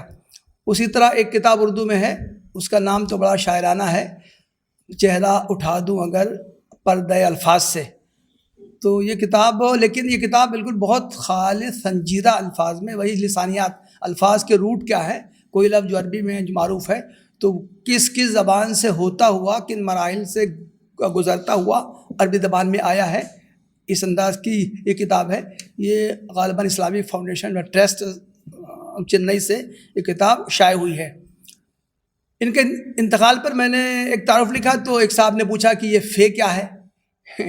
تو عام طور سے جو یوٹیوب وغیرہ پہ جو انٹرنیٹ پہ جو ان کا نام ہے تو اس میں فے بھی لکھا ہوا ہے یا فانیم باڑی کا معرب کر کے لکھا گیا ہے۔ تو یہ بتایا گیا کہ اصلاً تمل ناڈو میں ایک مقام وانم باڑی ہے، ایک قدیم شہر ہے، اسلامی تہذیب کا شہر ہے۔ تو وطن کی نسبت کو وہ اپنے نام سے پہلے لکھا کرتے تھے، تو وی کو عربی زبان میں فے سے منتقل کیا جاتا ہے، اس وجہ سے ان کے نام کا یجوز ہے فے۔ دوسری بات یہ کہ ان کی شخصیت سے ہمارے لیے سیکھنے کی کیا کیا چیزیں ہیں، تو ابھی کچھ باتیں آئی ہیں، سعود صاحب نے بھی ان کا تذکرہ کیا ہے۔ اصلاً ان کی تعلیم انگریزی ہی سے ہوئی تھی۔ ابتدائی تعلیم اسلامیہ کالج جو وانم باڑی کا مشہور جو کالج ہے، 150 سال اس کے قیام کو ہو چکے ہیں۔ مجھ کو بھی اس کالج میں جانے کا موقع ملا ہے، تو وہاں سے ان کی تعلیم ہوئی تھی۔ اس کے بعد انہوں نے مدراس یونیورسٹی میں تعلیم حاصل کی تھی، جو افضل العلماء کی ڈگری ہے۔ یہ کوئی کسی مدرسے کی ڈگری نہیں ہے، بلکہ یہ مدراس یونیورسٹی میں ایک کورس کا نام ہے، ایک ڈگری کا نام ہے، تو وہاں سے انہوں نے حاصل کی تھی۔ پھر انہوں نے مدراس یونیورسٹی سے انگریزی میں ایم اے کیا تھا، اور پھر وہ اسلامیہ کالج میں انگریزی ہی کے استاد ہو گئے تھے۔ لیکن اسلامیہ کالج میں جب عربی زبان شروع کرنے کا فیصلہ کیا گیا تو اس فیصلے کے تحت ڈاکٹر صاحب نے عربی زبان سیکھنے کی کوشش کی، سیکھا، ذاتی محنت سے سیکھا۔ اس کے بعد اسی لیے وہ یہاں آئے، علی گڑھ مسلم یونیورسٹی سے انہوں نے عربی میں ایم اے کیا۔ تو گویا کہ اس سے یہ معلوم ہوتا ہے کہ عربی زبان انہوں نے اپنی ذاتی محنت سے سیکھی تھی اور اس میں انہوں نے کمال حاصل کیا۔ تو گویا کہ اس سے یہ سبق ملتا ہے کہ ہم بھی جو بھی محنت کریں، ہمارے اندر شوق ہو تو ہم اس کو حاصل کرنا محال یا مشکل نہیں ہوتا ہے، اس کو بآسانی حاصل کیا جا سکتا ہے۔ ہمیں انگریزی زبان نہیں آتی ہے، ہم یہ سیکھنا چاہیں، کوشش کریں، محنت کریں تو اس کو سیکھ سکتے ہیں۔ دوسری بات اس کا تذکرہ تو بھائی اشرف صاحب نے کیا، وہ یہ ہے کہ انہوں نے جتنے مناسب ان کو حاصل ہوئے، وہ ایسا نہیں تھا کوئی سوچ سفارش نہ انہوں نے کوئی کوشش کی، بلکہ ذاتی تعلق سے انہوں نے وہاں تک وہ پہنچے۔ یہ عبد المتین منیری صاحب کا ابھی ایک مضمون آج صبح ہی آیا ہے، اس میں انہوں نے بہت تفصیل سے لکھا ہے کہ انہوں نے عید الفطر کے موقع پر جمال عبد الناصر کو ایک خط بھیجا، ان کو مبارکباد دی اور یہ لکھا، آخر میں پھر یہ لکھا کہ ہم جامعہ ازہر میں تعلیم حاصل کرنا چاہتے ہیں۔ تو 2 ہفتے کے بعد ان کو آفر آ گیا کہ آپ جا کے مصر ایمبیسی میں جا کے آپ فلاں صاحب سے آپ رابطہ کیجئے اور جا کے آپ کارروائی کر لیجئے۔ تو اسی طرح اور بھی مواقع پہ وہاں جو وہ ام درمان بھی گئے، اسی طرح انہوں نے ایک خط دیکھا، وہاں سے رسپانس آ گیا۔ جامعہ اسلامیہ میں ان کو جو ذمہ داری ملی وہ اسی طرح بغیر کسی تعلق کے وہ پہنچ جاتے تھے، اپنی خواہش کا اظہار کرتے تھے، اور اللہ تعالیٰ کی توفیق سے ان کو یہ تمام آسانیاں ہو جاتی تھیں۔ تو گویا کہ دوسری چیز یہ سیکھنے کی ہے کہ ہم خود محنت کریں، دنیاوی اسباب، علائق، تعلقات کے چکر میں نہ پڑیں، ہم خود کوشش کریں تو انشاءاللہ وہ اللہ تعالیٰ راستے حل کرے گا۔ تیسری چیز ہمارے سیکھنے کی یہ بھی ہے کہ ہم کسی بھی موضوع پر کام کریں تو یہ ہمارے پیش نظر ہو کہ وہ کام ہمارا گھسا پیٹا نہ ہو، تو تکرار نہ ہو، 2 کتاب پڑھ کے تیسری کتاب تیار کرنے کی کوشش نہ کی جائے، بلکہ کسی ایسے موضوع پر جس پر کام ہو چکا اس پر بھی اگر ہم کام کرنے کی کوشش کریں تو ہمیں یہ پیش رکھنا چاہیے کہ ہم اس کام کو سابقہ کام سے منفرد اور الگ کر کے کیسے کر سکتے ہیں۔ جس کتاب کا نام آ رہا ہے جوالقی کی، اس کتاب پر آلریڈی تحقیق ہو چکی تھی اور معروف محقق نے تحقیق کی تھی، لیکن اس کو بھی ڈاکٹر صاحب نے اپنی تحقیق کے لیے منتخب کیا، اور جب ان کی تحقیق سامنے آئی تو وہ سابقہ کام سے بالکل وہ منفرد تھی۔ تو ڈاکٹر صاحب کی زندگی کے یہ معروف جو پہلو ہیں اس کو ہم اختیار کر سکتے ہیں، اس کو اپنا اسوہ بنا سکتے ہیں۔ امید ہے کہ ڈاکٹر اجمل ایوبی اصلاحی صاحب انشاءاللہ ان کی زندگی کے اور پہلوؤں پر تفصیل سے روشنی ڈالیں گے۔ السلام علیکم ورحمۃ اللہ وبرکاتہ۔ جزاک اللہ۔ ڈاکٹر وفا عبدالرحیم صاحب کے سلسلے میں بہت سی معلومات کے ساتھ ہم لوگوں کی معلومات میں ایک اضافہ یہ بھی ہوا کہ اللہ تعالیٰ شوہروں پر اس طرح سے بھی رحمت نازل کرتا ہے کہ بیوی کی خدمت کا بوجھ ہلکا کرتا ہے۔ تو انشاءاللہ ہم لوگ صدر محترم سے بہت تفصیل سے گفتگو سنیں گے ان کے بارے میں۔ الحمدللہ رب العالمین والصلاة والسلام علی رسول الکریم وعلی آلہ وصحبہ اجمعین۔ دوسری بات پہلے کہہ دوں کہ آپ لوگ ڈاکٹر صاحب سے کی زندگی سے وہ جو ایک سبق اور ہے وہ مت لیجیے گا کہ ڈاکٹر صاحب نے شادی نہیں کی تھی۔ افسوس ڈاکٹر حمید اللہ صاحب کو آخری زندگی کے آخر میں ڈاکٹر محمد حمید اللہ صاحب کو بہت افسوس رہا کہ ان کی شادی نہیں ہو سکی، اور اس میں ان کا کوئی دخل نہیں تھا، بلکہ وہ کچھ حالات ایسے پیش آئے، وہ بتاتے تھے کہ ایسے حالات پیش آئے کہ شادی نہیں ہو سکی۔ یہ نہیں تھا کہ انہوں نے قصداً شادی نہیں کی تھی۔ خود امام ابن تیمیہ نے بھی ایسا نہیں تھا کہ خود نہیں شادی کی تھی، بلکہ وہ صورتحال ہی کچھ ایسی پیدا ہو گئی۔ وہی بات بالکل ڈاکٹر عبدالرحیم صاحب کے ساتھ بھی تھی۔ ڈاکٹر عبدالرحیم صاحب اپنی آخری زندگی میں انہیں بڑھاپے میں یہ احساس تھا، اور واقعہ یہ ہے کہ وہ بڑھاپے میں یہ احساس یہ ایک ضرورت ہوتی ہے۔ شروع میں جوانی میں ڈاکٹر صاحب کے ساتھ ہمیشہ کوئی نہ کوئی طالب علم رہا، جہاں بھی رہے وہ پہلے رباط بھوپال میں رہتے تھے، اس کے بعد پھر دوسری جگہ ڈاکٹر ضیاء الرحمن صاحب کے کرایہ دار کے طور پر وہ رہے، اور پھر تو وہ شروع میں کوئی نہ کوئی وہاں ماجسٹر یا دکتوراه کا کوئی طالب علم جو فیملی کے ساتھ ہوتا ہو وہ رہتا تھا، تو اس لیے ان کی ضرورتیں پوری ہوتی تھیں۔ لیکن ظاہر ہے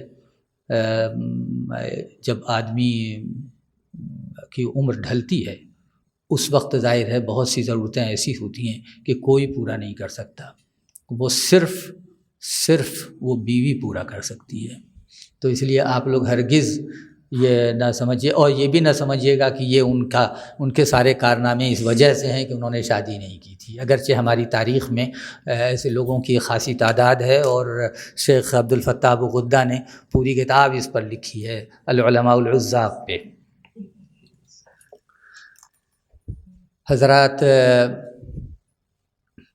باتیں کدھر سے شروع کروں یہ سمجھ میں نہیں آتا، اور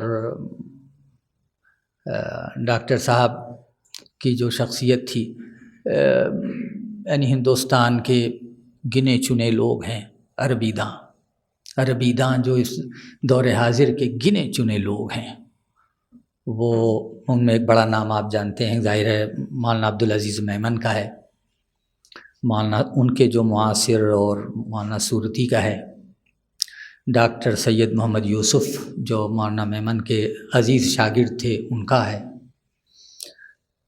اسی طرح اور ہمارے مولانا ابو محفوظ الکریم معصومی کا ہے، اسی طرح ڈاکٹر عبدالرحیم صاحب کا ہے۔ یہ تو ہندوستان کے تعلق سے، لیکن اپنے موضوع پر جس کا میں ذکر کروں گا، حقیقت یہ ہے کہ جیسا کہ ابھی کسی نے ذکر بھی کیا کہ پوری عرب دنیا میں، یہ میں نے لکھا بھی ہے کہ پوری عرب دنیا میں ان کا کوئی شریک و سہیم نہیں تھا، ان کا کوئی مد مقابل نہیں تھا۔ حضرات، پہلا اب میں اپنے ظاہر اس میں ذکر میرا خواہ آئے گا اور لازماً آئے گا، اب وہ میں مجبور ہوں کہ ظاہر ہے وہ تو آنا ہے۔ پہلا مضمون میں نے ان کا غالباً 1977 میں ان کا ایک مضمون معارف میں ان کے ایک مضمون کا اردو ترجمہ چھپا کہ جدید اردو زبان میں ترکی کے الفاظ، لیکن معارف ممکن ہے دوسرے رسالوں میں بھی یہ غیر علمی طریقہ اختیار کیا گیا ہو، لیکن معارف میں یہ غیر علمی طریقہ اس وقت رائج تھا اور رسالے معارف سے بڑھ کر بعض کتابوں تک پہنچا ہوا تھا کہ فہرست میں اگر آپ ڈھونڈیں، معارف کی پوری فہرست میں اگر ڈھونڈیں پورے اشاریے میں، تو ڈاکٹر عبدالرحیم صاحب کا نام نہیں ملے گا سوائے ایک مضمون کے جس کا میں ذکر کروں گا۔ اس کی وجہ یہ ہے کہ مترجم کا نام فہرست مضامین میں موجود ہے لیکن مضمون نگار کا نہیں، جبکہ اصل مضمون نگار ہے، ثانوی حیثیت مترجم کی ہوتی ہے۔ دونوں کا حق ہے کہ ان کا ذکر کیا جائے، لیکن یہ مضمون ہمارے ڈاکٹر نعیم صدیقی ندوی صاحب نے اس کا ترجمہ کیا تھا، اور انہوں نے شروع میں جو تمہید ہے اس میں انہوں نے ذکر کیا ہے، لیکن دلچسپ یہ ہے کہ ذکر کیا ہے کہ سوڈان کے محقق ڈاکٹر فا عبدالرحیم صاحب کا مضمون ہے وہ۔ اس کی وجہ یہ ہے کہ وہ مضمون چھپا مجلۃ و مجمع اللغۃ العربیہ بدمشق میں، وہاں سے انہوں نے ترجمہ کیا۔ اس وقت ڈاکٹر صاحب سوڈان میں تھے، تو پتے کے طور پر ان کے مضمون کے آخر میں ڈاکٹر صاحب کا نام ہے اور پھر سوڈان لکھا ہوا ہے۔ اس وقت وہ درمان یونیورسٹی میں شعبہ انگریزی کے صدر تھے وہ۔ اس وجہ سے یہ غلط، تو یہ پتہ نہیں چل سکا کہ یہ سوڈان کے ہیں۔ اس کے بعد مجلۃ المجمع میں ہی ڈاکٹر صاحب کے بعض مضامین دیکھے میں نے، تو یہ خواہش پیدا ہوتی تھی کہ یہ کون بزرگ ہیں، لیکن یہ اندازہ نہیں ہوتا تھا کہ یہ ہیں کہاں کے۔ ظاہر وہ تو وہاں تو سوڈان کے تھے، وہاں جو مضمون چھپا اس میں مدینہ منورہ تھا۔ اب یہ سوڈانی شخص تو مدینہ منورہ میں بھی ہو سکتا ہے۔ جب 1982 میں پہنچا مدینہ منورہ میں، تو کسی نے ذکر کیا کہ یہ دکتر فا عبدالرحیم ہے۔ اس وقت مجھے معلوم ہوا اور بتایا گیا کہ یہ ہندوستانی ہیں اور یہ دکتر فا عبدالرحیم ہے۔ لیکن اب میری جو ایک عادت ہے کمامیزی کی اور کچھ جھجک کی، اور کچھ ایک وجہ یہ بھی ہے کہ جن شخصیات سے مجھے یعنی ان کے علم سے میں متاثر ہوتا ہوں تو ان سے ملتا نہیں جلدی، جب تک کہ یہ نہ معلوم ہو جائے کہ وہ منکسر المزاج بھی ہیں، تواضع بھی ہے۔ ڈر یہ لگا رہتا ہے کہ کہیں وہ جو میں نے تصویر ان کی ذہن میں جو بنی ہے، کہیں وہ تصویر دھندلی نہ ہو جائے، کہیں وہ خراب نہ ہو جائے، تو جی چاہتا ہے کہ وہ تصویر اسی طرح بنی رہے۔ اس عادت نے مجھے نقصان بھی پہنچایا ہے اور فائدہ بھی پہنچایا ہے۔ چنانچہ 6 مہینے تک ڈاکٹر صاحب سے میں نے ملاقات نہیں کی، دیکھتا تھا انہیں لیکن ملا نہیں، اور لیکن 6 مہینے کے بعد جب میں اسی شعبے میں پہنچا جس کے ڈاکٹر صاحب سربراہ تھے، تو پھر اس روز سے 12 سال تک صبح و شام کا تعلق تھا، بلکہ میں انہی کی کار سے جامعہ اسلامیہ جاتا تھا۔ وہ کار چلاتے تھے اور میں بیکار تھا، تو انہی کی کار سے میں جاتا۔ آنے میں تو ہمارے دوسرے سعودی دوستوں نے مہربانی کی، اس لیے انہوں نے سیکھنے نہیں دیا، مجھے آج تک جو نہیں آیا۔ تو پھر تو ڈاکٹر صاحب کا ظاہر دن بھر یعنی دوپہر تک شعبے میں ان کے ساتھ، اور عصر بعد سے عشاء تک حرم میں ان کا ساتھ۔ مستقل پھر وہ ہمارے گھر کے ایک فرد کی حیثیت انہیں تھی، حاصل تھی، اس لیے کہ ظاہر ہے فیملی ان کی نہیں تھی، اور پھر وہ آنا جانا مستقل۔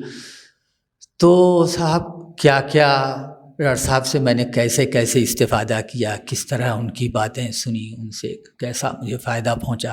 ایک فائدے کا تو ذکر خاص طور پر کرتا ہوں۔ میں نے مفردات القرآن پہ، مولانا فراہی کی مفردات القرآن پر جو کام کیا، تو مجھے یہ پریشانی تھی کہ مولانا فراہی نے اس میں جو حوالے عبرانی کے دیے ہیں، تو ظاہر ہے اب مجھے تو عبرانی آتی نہیں تھی، تو میں نے اسی طرح ظاہر رہنے دیا۔ لیکن مجھے یہ قلق تھا کہ میں یہ جانتا نہیں کہ جو کچھ لکھا ہے وہ درست ہے کہ نہیں درست ہے۔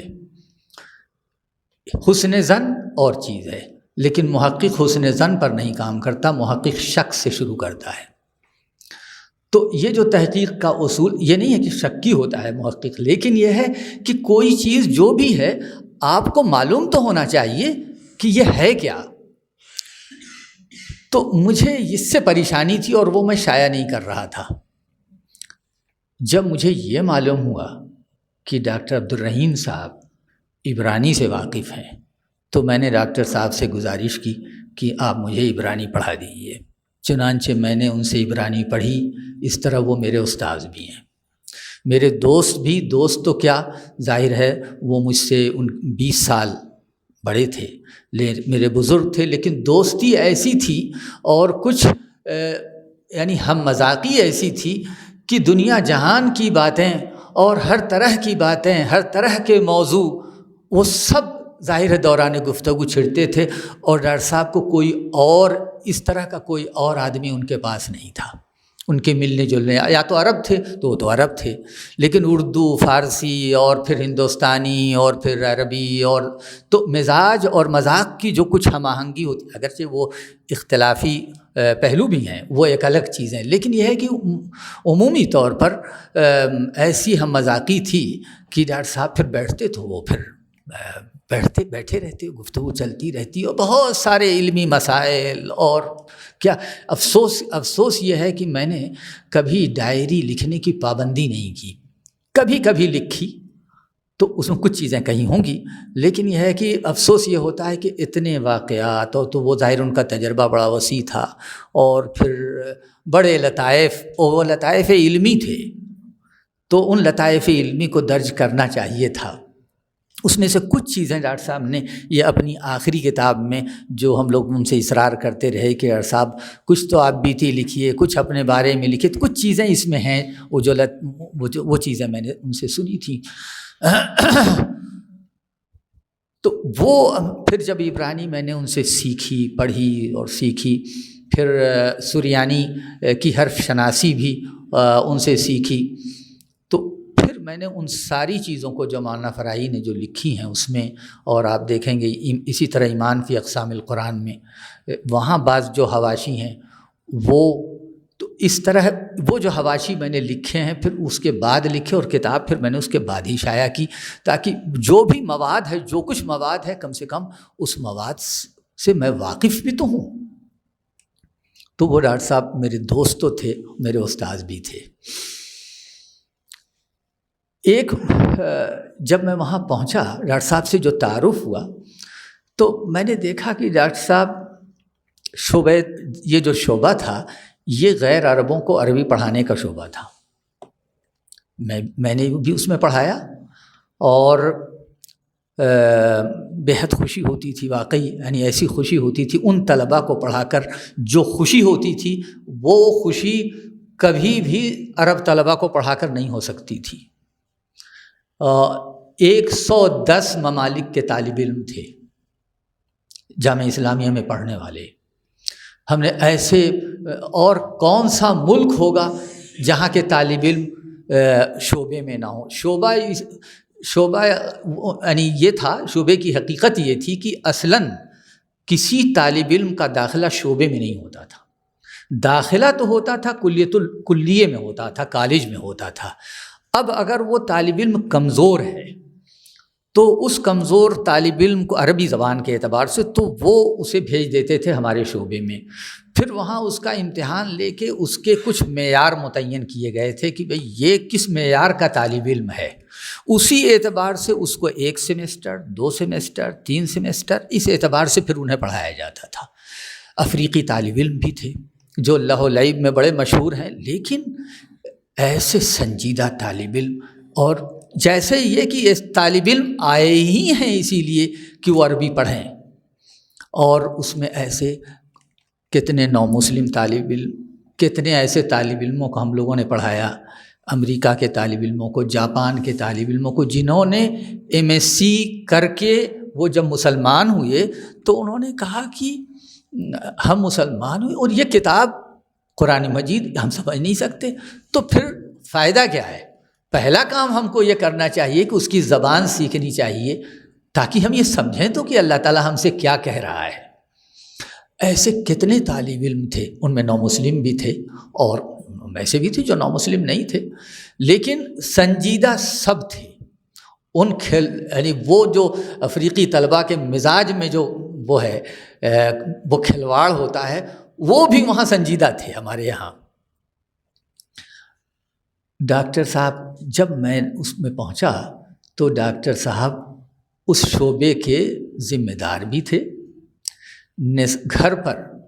گھر پر اس کا نصاب بھی تیار کرتے تھے، خود ہی ٹائپ بھی کرتے تھے. اساتذہ کون تھے؟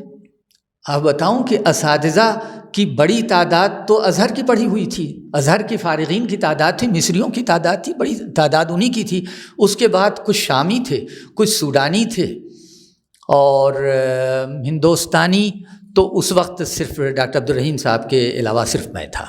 بعد میں پھر مولانا اجتبیٰ ندوی صاحب جامعۃ الامام کے استاد سے وہاں ختم ہوا تو وہ آ گئے تھے، اور ایک بڑے معروف آدمی تھے کیرلا کے ڈاکٹر محی الدین الوائی صاحب، تو وہ ڈاکٹر محی الدین الوائی صاحب بھی وہاں آ گئے تھے. تو اس شعبے میں کئی لوگ ہو گئے تھے، لیکن بڑی تعداد ظاہر ہے مصری اساتذہ کی تھی، پھر سوڈانی اور شامی اور عراقی نہیں تھے لیکن اردنی بعض تھے. حضرات ڈاکٹر عبدالرحیم صاحب کل وہی تھے. یہ جو اساتذہ تھے ان کا کام تو صرف پڑھانا تھا، انہیں بھی ٹرین ڈاکٹر عبدالرحیم صاحب نے کیا تھا.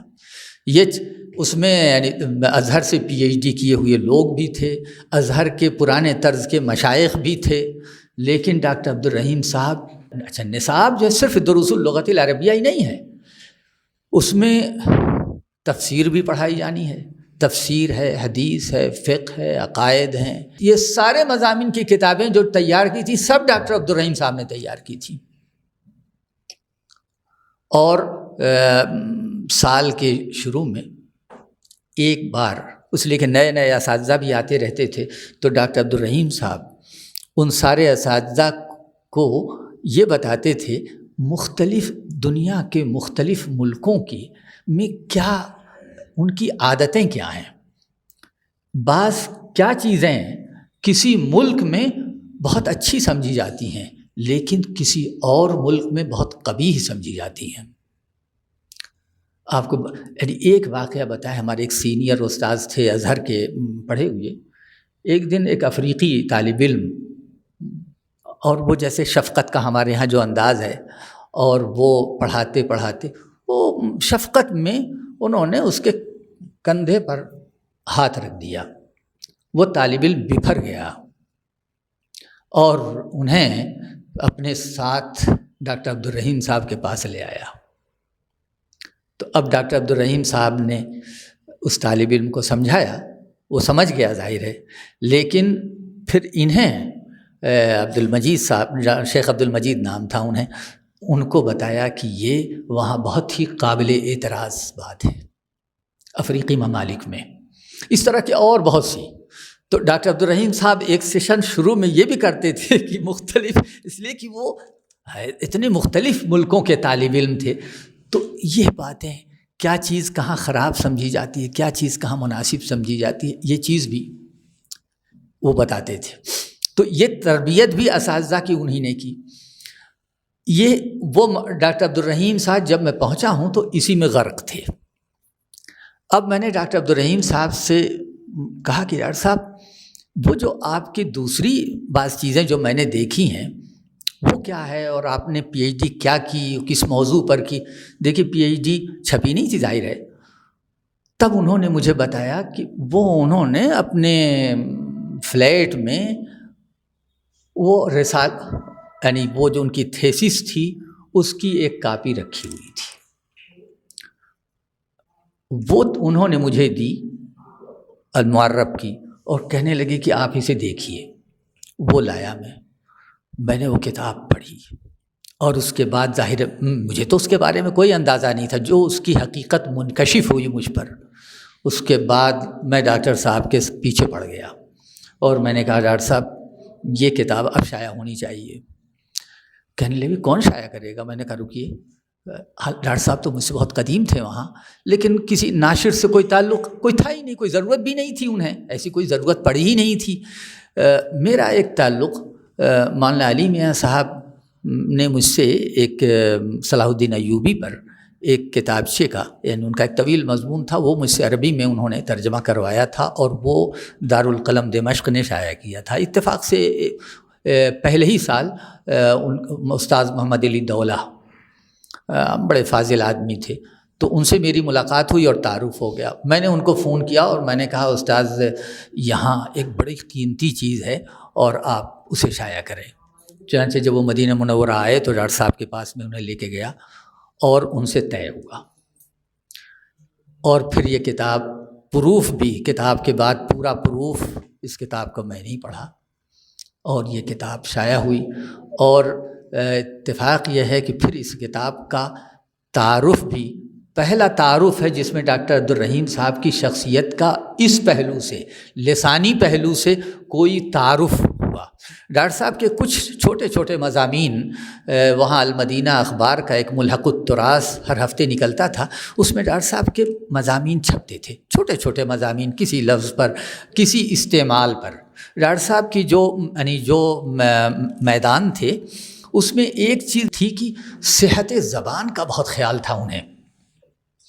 دیکھیے یہ بہت اہم بات ہے ایک ان کی، کہ ڈاکٹر صاحب یعنی عرب جو ہیں، عرب تو لکھنے میں کتنی غلطیاں کرتے ہیں، ان غلطیوں کے اسباب جو ہیں وہ ان کی عامی زبان، یا وہ عامی زبان جو اس وقت ہی نہیں کئی صدیوں سے وہ عامی زبان کے جو اثرات ہیں، وہ ان اثرات کی وجہ سے عرب اساتذہ لکھنے میں کتنی غلطیاں کرتے ہیں۔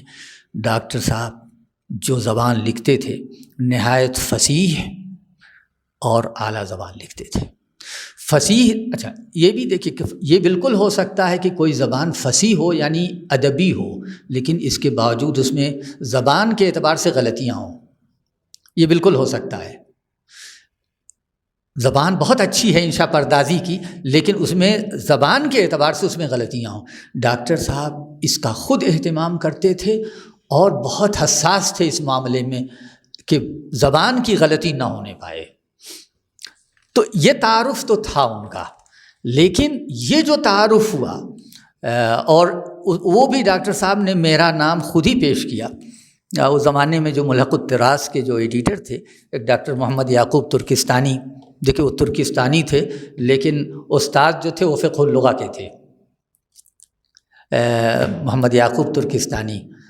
تو انہوں نے ڈاکٹر صاحب سے کہا، ڈاکٹر صاحب کے دوست تھے، میرا تو کوئی مجھ سے میری واقفیت نہیں تھی، انہوں نے کہا کہ ڈاکٹر صاحب اس کا تعارف چھپنا چاہیے، تو ڈاکٹر صاحب نے انہیں کہا کہ مجھ سے لکھوائیں۔ یہ میرا پہلا مضمون تھا جو اس ملحق التراث میں چھپا ڈاکٹر صاحب کے بارے میں، اور وہ آپ کہیں دیکھیں، وہ میرے مضامین کے مجموعے میں بھی وہ شامل ہے، اور اس کا جو پہلا پیراگراف ہے جو ڈاکٹر صاحب کے بارے میں میں نے لکھا ہے، وہ بات بھی لکھی ہے کہ یہ نہیں، مطلب مجھے تو آپ ذلی صاحب اگر سن لیں کہ میں کسی کی تعریف کرتا ہوں تو پھر اس سے کہیں گے کہ ذرا دیکھیے تعریف کر رہے ہیں، ورنہ یہ تعریف کرتے نہیں ہیں۔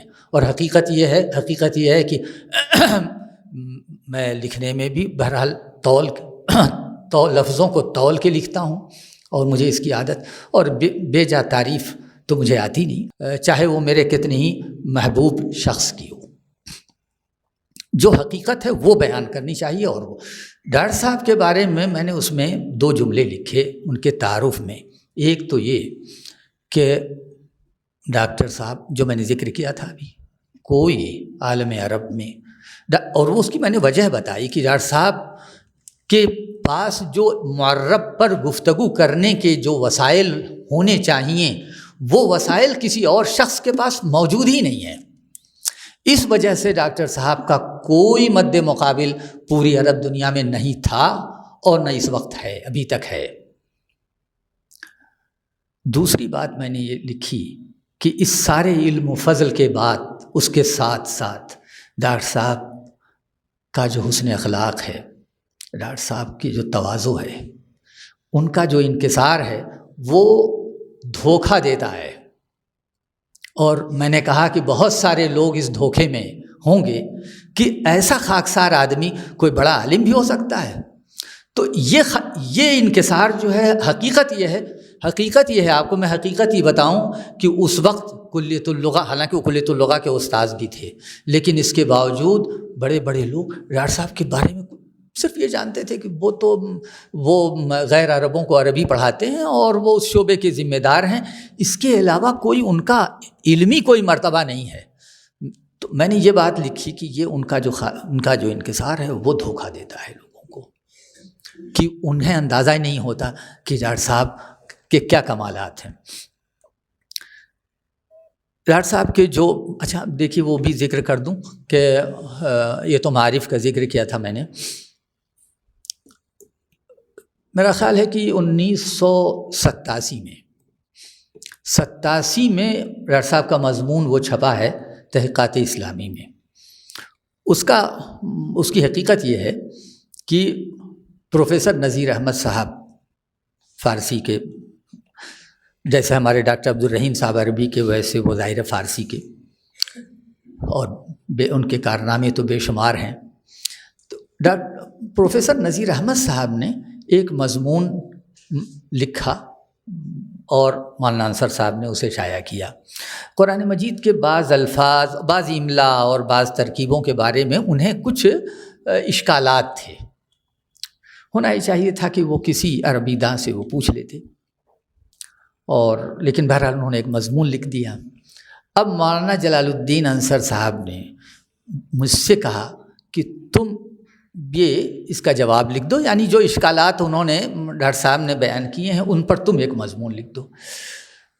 مجھے اچھا نہیں لگا، ڈاکٹر صاحب میرے مخدوم بھی تھے، میرے بزرگ تھے، ڈاکٹر صاحب سے بڑا تعلق تھا ایک خاص، تو مجھے اچھا نہیں لگا کہ اب ڈاکٹر صاحب، ایک تو یہ نہیں اچھا لگا کہ ڈاکٹر صاحب نے شائع کر دیا، اگر میں یہاں ہوتا اور ڈاکٹر صاحب مجھ سے ذکر کر دے تو میں روک دیتا، منع کر دیتا انہیں، لیکن اب ڈاکٹر صاحب کے اس پہ میں لکھوں تو میں نے ڈاکٹر عبدالرحیم صاحب سے گزارش کی، ان کا کوئی اردو مضمون ابھی اس طرح کا نہیں چھپا تھا، اور میرا خیال ہے کہ بس وہ علوم القرآن میں میری ہی درخواست پر انہوں نے 4 مضامین لکھے تھے، غالباً 4 مضامین قرآن مجید کے معرب الفاظ پہ، تو وہ میرا خیال ہے کہ 86، 87، 88 یا کچھ انہی کے 4 شماروں میں وہ چھپے ہیں علوم القرآن میں۔ تو یہ جو مضمون تھا تو میں نے ڈاکٹر صاحب سے کہا کہ آپ لکھ دیں، انہوں نے لکھا۔ ڈاکٹر صاحب فارسی رسم الخط میں نہیں لکھ پاتے تھے، وہ عادی تھے عربی کے نسخ کے، وہ لکھا ہو تو انہوں نے اردو میں مضمون لکھا، خط جو ہے وہ خط نسخ تھا عربی والا، تو کہنے لگے بھائی یہ تو کوئی پڑھ نہیں پائے گا۔ میں نے کہا آپ لائیے، میں اسے اردو یعنی فارسی رسم الخط میں منتقل کر دیتا ہوں۔ وہ میں نے لکھا اور ظاہر وہ چھپا۔ اب وہ یہاں میرا خیال ہے کسی نے دیکھا مولانا انصر صاحب کے پاس، تو اسے میرا خط نظر آیا، تو یہاں جب میں دوسرے سال آیا تو کسی نے مجھ سے کہا کہ یہ تو آپ نے اپنا مضمون مولانا وہ ڈاکٹر عبدالرحیم صاحب کے نام سے کیوں شائع کیا؟ وہ صرف دھوکہ جو ہے وہ اس خط کی وجہ سے کسی کو ہوا، ورنہ ظاہر ہے وہ ڈاکٹر صاحب کا مضمون تھا۔ معارف میں پھر ایک مضمون ادھر ان کا شائع ہوا، وہ بعض میرا خیال ہے سید صاحب کی لغات جدیدہ کے سلسلے میں غالباً کوئی مضمون تھا، تو اس میں بعض باتیں تھیں تو ڈاکٹر صاحب نے اس پر لکھا. یہ اردو میں یہ چیزیں اس وقت چھپی تھیں، کتابیں تو ان کی بعد میں آئیں. دیکھیے ڈاکٹر صاحب کا وہ جو غیر عربوں کو عربی پڑھانے کا معاملہ ہے، اس پہ بڑی کتابیں ہیں. جامعۃ الامام سے، جامع ام القریٰ سے اردن والوں نے کتابیں تیار کی ہیں. میرا اپنا تجربہ جو ہے کہ ڈاکٹر صاحب سے زیادہ، کتاب سے زیادہ کامیاب اور مفید کتاب تھی نہیں کوئی. ایک تو میرا ایک خیال یہ بھی ہے کہ عرب اگر کتاب لکھے گا غیر عربوں کو عربی پڑھانے کے لیے تو کبھی وہ صحیح نہیں ہو سکتی، اس لیے کہ وہ ان مشکلات سے واقف ہی نہیں ہے جو غیر عربوں کو عربی سیکھنے میں ہوتی ہیں.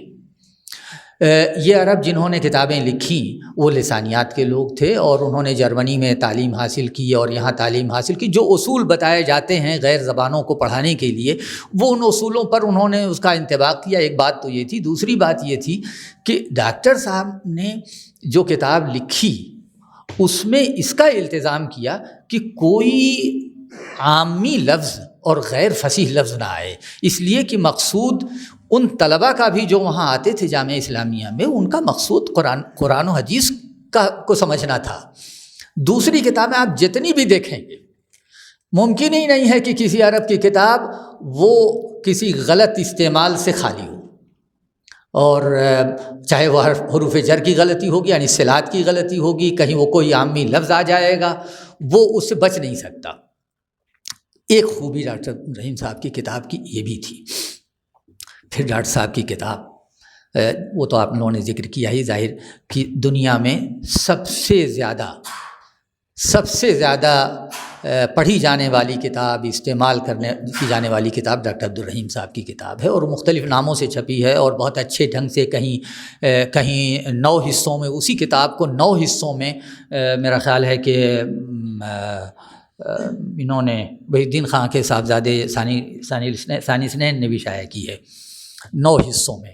اور پھر بعد میں ڈاکٹر صاحب نے اس کے ساتھ انگریزی کی بھی کچھ مشقیں اور کچھ چیزیں، تاکہ وہ انگریزی داں شخص خود اس کتاب سے استفادہ کر سکے.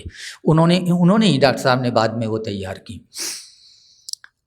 یہ تو اس کتاب کا ذکر ہے. اس سلسلے میں ڈاکٹر صاحب نے اور بھی کتابیں بعد میں لکھی ہیں جو بعض احادیث کی تشریح، اور یہ ڈاکٹر صاحب کے 2 ایک چیزیں جو وہ کی گئیں، وہ کلیلہ دمنہ والی بات جو ہے، وہ ظاہر ہے ڈاکٹر صاحب کی وہ کتاب فضول ہے، اور ڈاکٹر صاحب نے مجھ سے ذکر کی. میں نے کہا وہ بھی کیا کام کیا آپ نے، وہ کوئی کر رہے، وہ تو کوئی بات نہیں. اور ڈاکٹر صاحب نے اس لیے مجھے دی نہیں وہ کتاب، تو میرے پاس وہ کتاب ڈاکٹر صاحب کی نہیں ہے. اور ابھی اب دیکھیے بات سے بات آتی، ابھی آخری واٹس ایپ پہ جو آخری میسج ڈاکٹر صاحب نے مجھے بھیجا کچھ دنوں پہلے، تو کہنے لگے کہ لکھا انہوں نے کہ میں ایک عرب کو فارسی، اس نے کہا مصر ہو گیا کہ فارسی پڑھائی، تو میں فارسی پڑھا رہا تھا. تو جب میں نے اسے اے گل بتو خرسندم تو بوئے کسے داری، یہ اس کا جب ترجمہ کیا تو اس عرب نے کہا کہ مسکین ھذا الشاعر. تو میں نے کہا کہ میں نے لکھا انہیں کہ آپ نے اس مسکین کو ایسا خوبصورت شعر پڑھایا کیوں؟ تو ڈاکٹر صاحب کہنے لگے کہ نہیں، عرب جو ہیں وہ بڑے واقعیت پسند ہوتے ہیں. میں نے کہا اگر عرب اتنے ہی واقعیت پسند ہوتے ہیں، وہ بھی شاعری، تو میں نے کہا کہ یہ آپ بتائیے، یہ میں نے اب میسج لکھا میں نے ڈاکٹر صاحب کو، میں نے کہا یہ آپ بتائیے کہ جمیل بسینہ کا شعر کہ وَإِنِّي لَأَرْضَى مِن بُسَيْنَةَ بِالَّذِي لَوْ أَبْصَرَهُ الْبَاشِي لَقَرَّتْ بَلَابِلُهُ بِلَا وَبِأَلَّا أَسْتَطِيعُ وَبِالْمُنَى وَبِالْأَمَلِ الْمَرْجُوِّ قَدْ خَابَ عَامِلُهُ. کہ آپ بتائیے کہ یہ جو واقعیت پسندی کہا، میں نے کہا کہ اس کو اب کیا یہ کہے گا کہ یہ شاعر مسکین ہے؟ تو یہ واقعیت پسندی کی بات نہیں ہے، بلکہ خوش ذوق اور بد ذوق ہر قوم میں ہوتے ہیں. ایسا نہیں ہے کہ ہر عرب جو ہے خوش ذوق ہوتا ہے، وہ اپنی شاعری کا بھی ظاہر لطف نہیں لے سکتا۔ تو یہ تو جمیل بوسینا کے شعر ہیں جس میں وہ کہتا ہے کہ مجھے اگر یہ معلوم ہو جائے کہ میرے رقیب کو کہ میں اتنے پر بھی مطمئن ہوں کہ اگر وہ لا کہہ دے، یہ بھی کہہ دے کہ میں نہیں آ سکتا تمہارے پاس، یہ بھی کہہ دے، تو مجھے تو اس پر بھی اطمینان ہے۔ آپ بتائیے کہاں کی واقعیت پسندی؟ یہ بالکل آخری ڈاکٹر صاحب نے کہا بالکل ٹھیک تو آپ نے لکھا۔ تو صاحب وہ جو ڈاکٹر صاحب کا وہ جو کارنامہ ہے، کیا بتاؤ، وہ کارنامہ ایسا بڑا ہے کہ اس پر بات کرتے ہوئے جو ہے، یہ جو ڈاکٹر صاحب نے مجمع الملک فہد، ہاں دیکھیے یہ جو ہے یہ مجمع نہیں ہے، یہ ہے مجمع الملک فہد۔ عربی میں 2 لفظ استعمال کیے جاتے ہیں، اکثر غلطی ہوتی ہے، مجمع اکیڈمی کے معنی میں ہے اور مجمع کمپلیکس کے معنی میں ہے۔ تو یہ جو ہے اکیڈمی نہیں ہے، یہ مجمع الملک فہد لطباعت المصحف الشریف۔ تو ڈاکٹر صاحب کے ذمے دیکھیے، ڈاکٹر صاحب نے وہاں تک پہنچنے سے پہلے میں بتا دوں کہ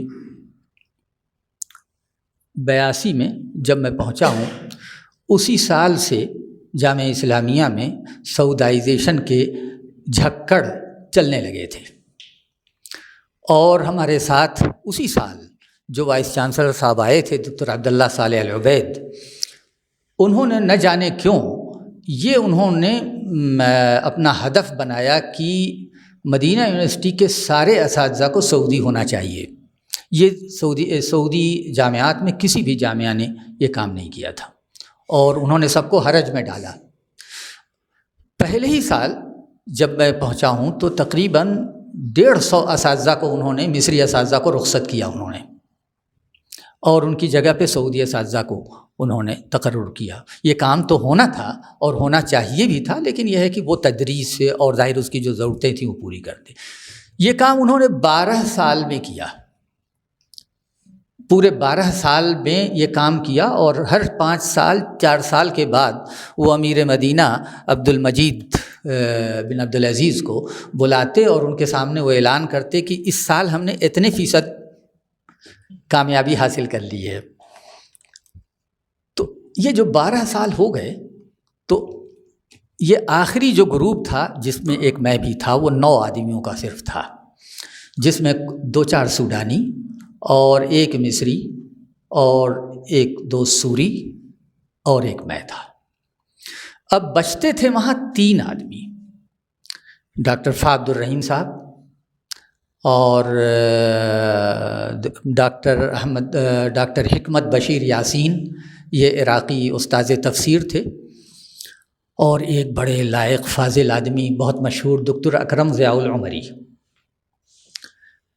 ان تینوں آدمیوں کے بارے میں ہم لوگوں کا یہ تصور تھا کہ یہ تینوں آدمیوں کو تو رہنا چاہیے، اور ڈاکٹر عبد الرحیم صاحب کے بارے میں خود وائس چانسلر صاحب نے یہ کہا کہ ڈاکٹر عبد الرحیم صاحب ہمارے محتاج نہیں ہیں، ہم ان کے محتاج ہیں۔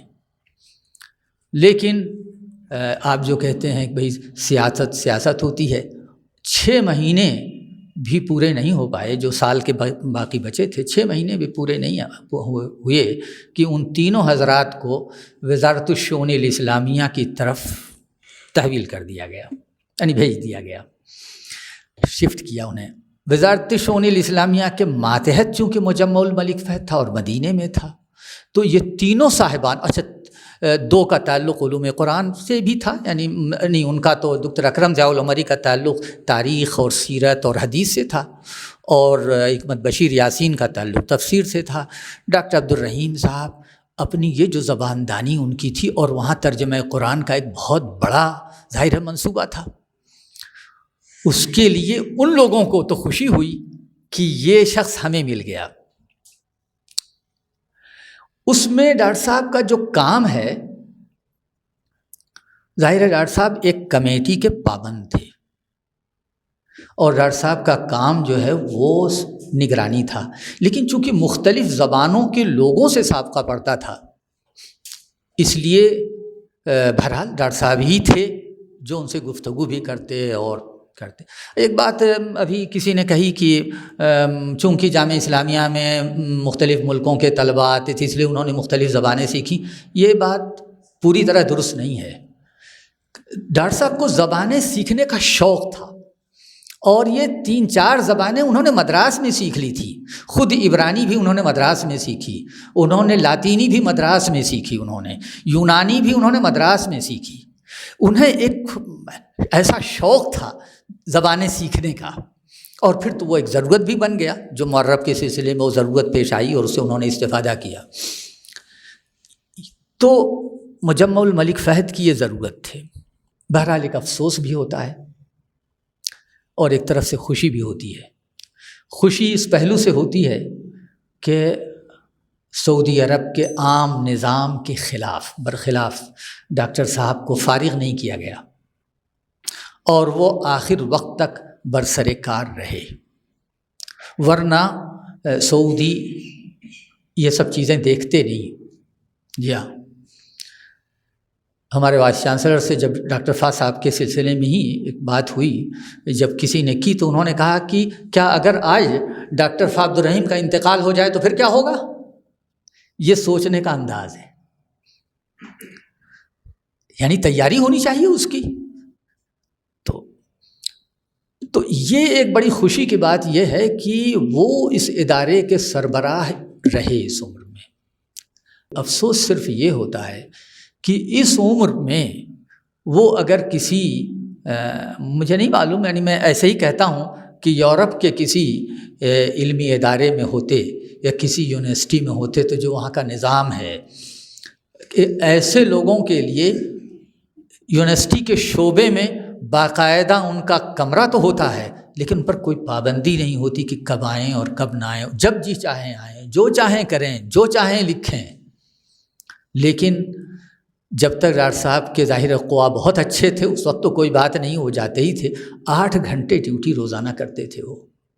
اور اس وقت بھی اگرچہ مجمع کے لوگ انہیں ان کے لیے آرام کے انہوں نے کہا ان سے کہ ڈاکٹر صاحب آپ آئیے, تشریف لائیے, آپ سے کے آنے سے وہ ہوتی ہے, اور یہاں جب آپ کو تکلیف ہو تو آپ یہاں لیٹ جائیے. انہوں نے, لیکن ڈاکٹر صاحب لیٹنے والے آدمی تھے.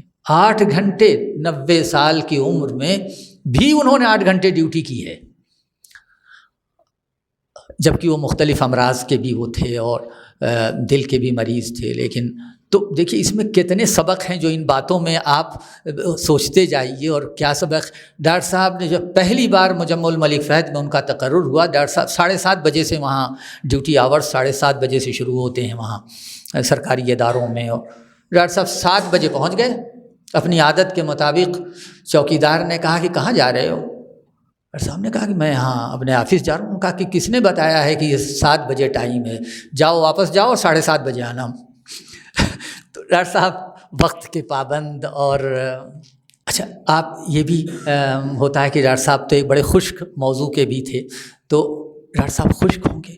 حقیقت یہ ہے کہ ڈاکٹر صاحب ایسے یعنی بذلہ سنجی بھی بہت ڈاکٹر صاحب میں تھی, اور عام آدمی کو ظاہر بالکل اندازہ نہیں ہوتا تھا کہ وہ ایسے خوش مزاج, ایسے بذلہ سنج. اقبال کے کتنے اشعار یاد, فارسی کے کتنے اشعار یاد انہیں. تو اب کہیے تو کچھ ان کی کتاب کے بارے میں عرض ہی کر دوں.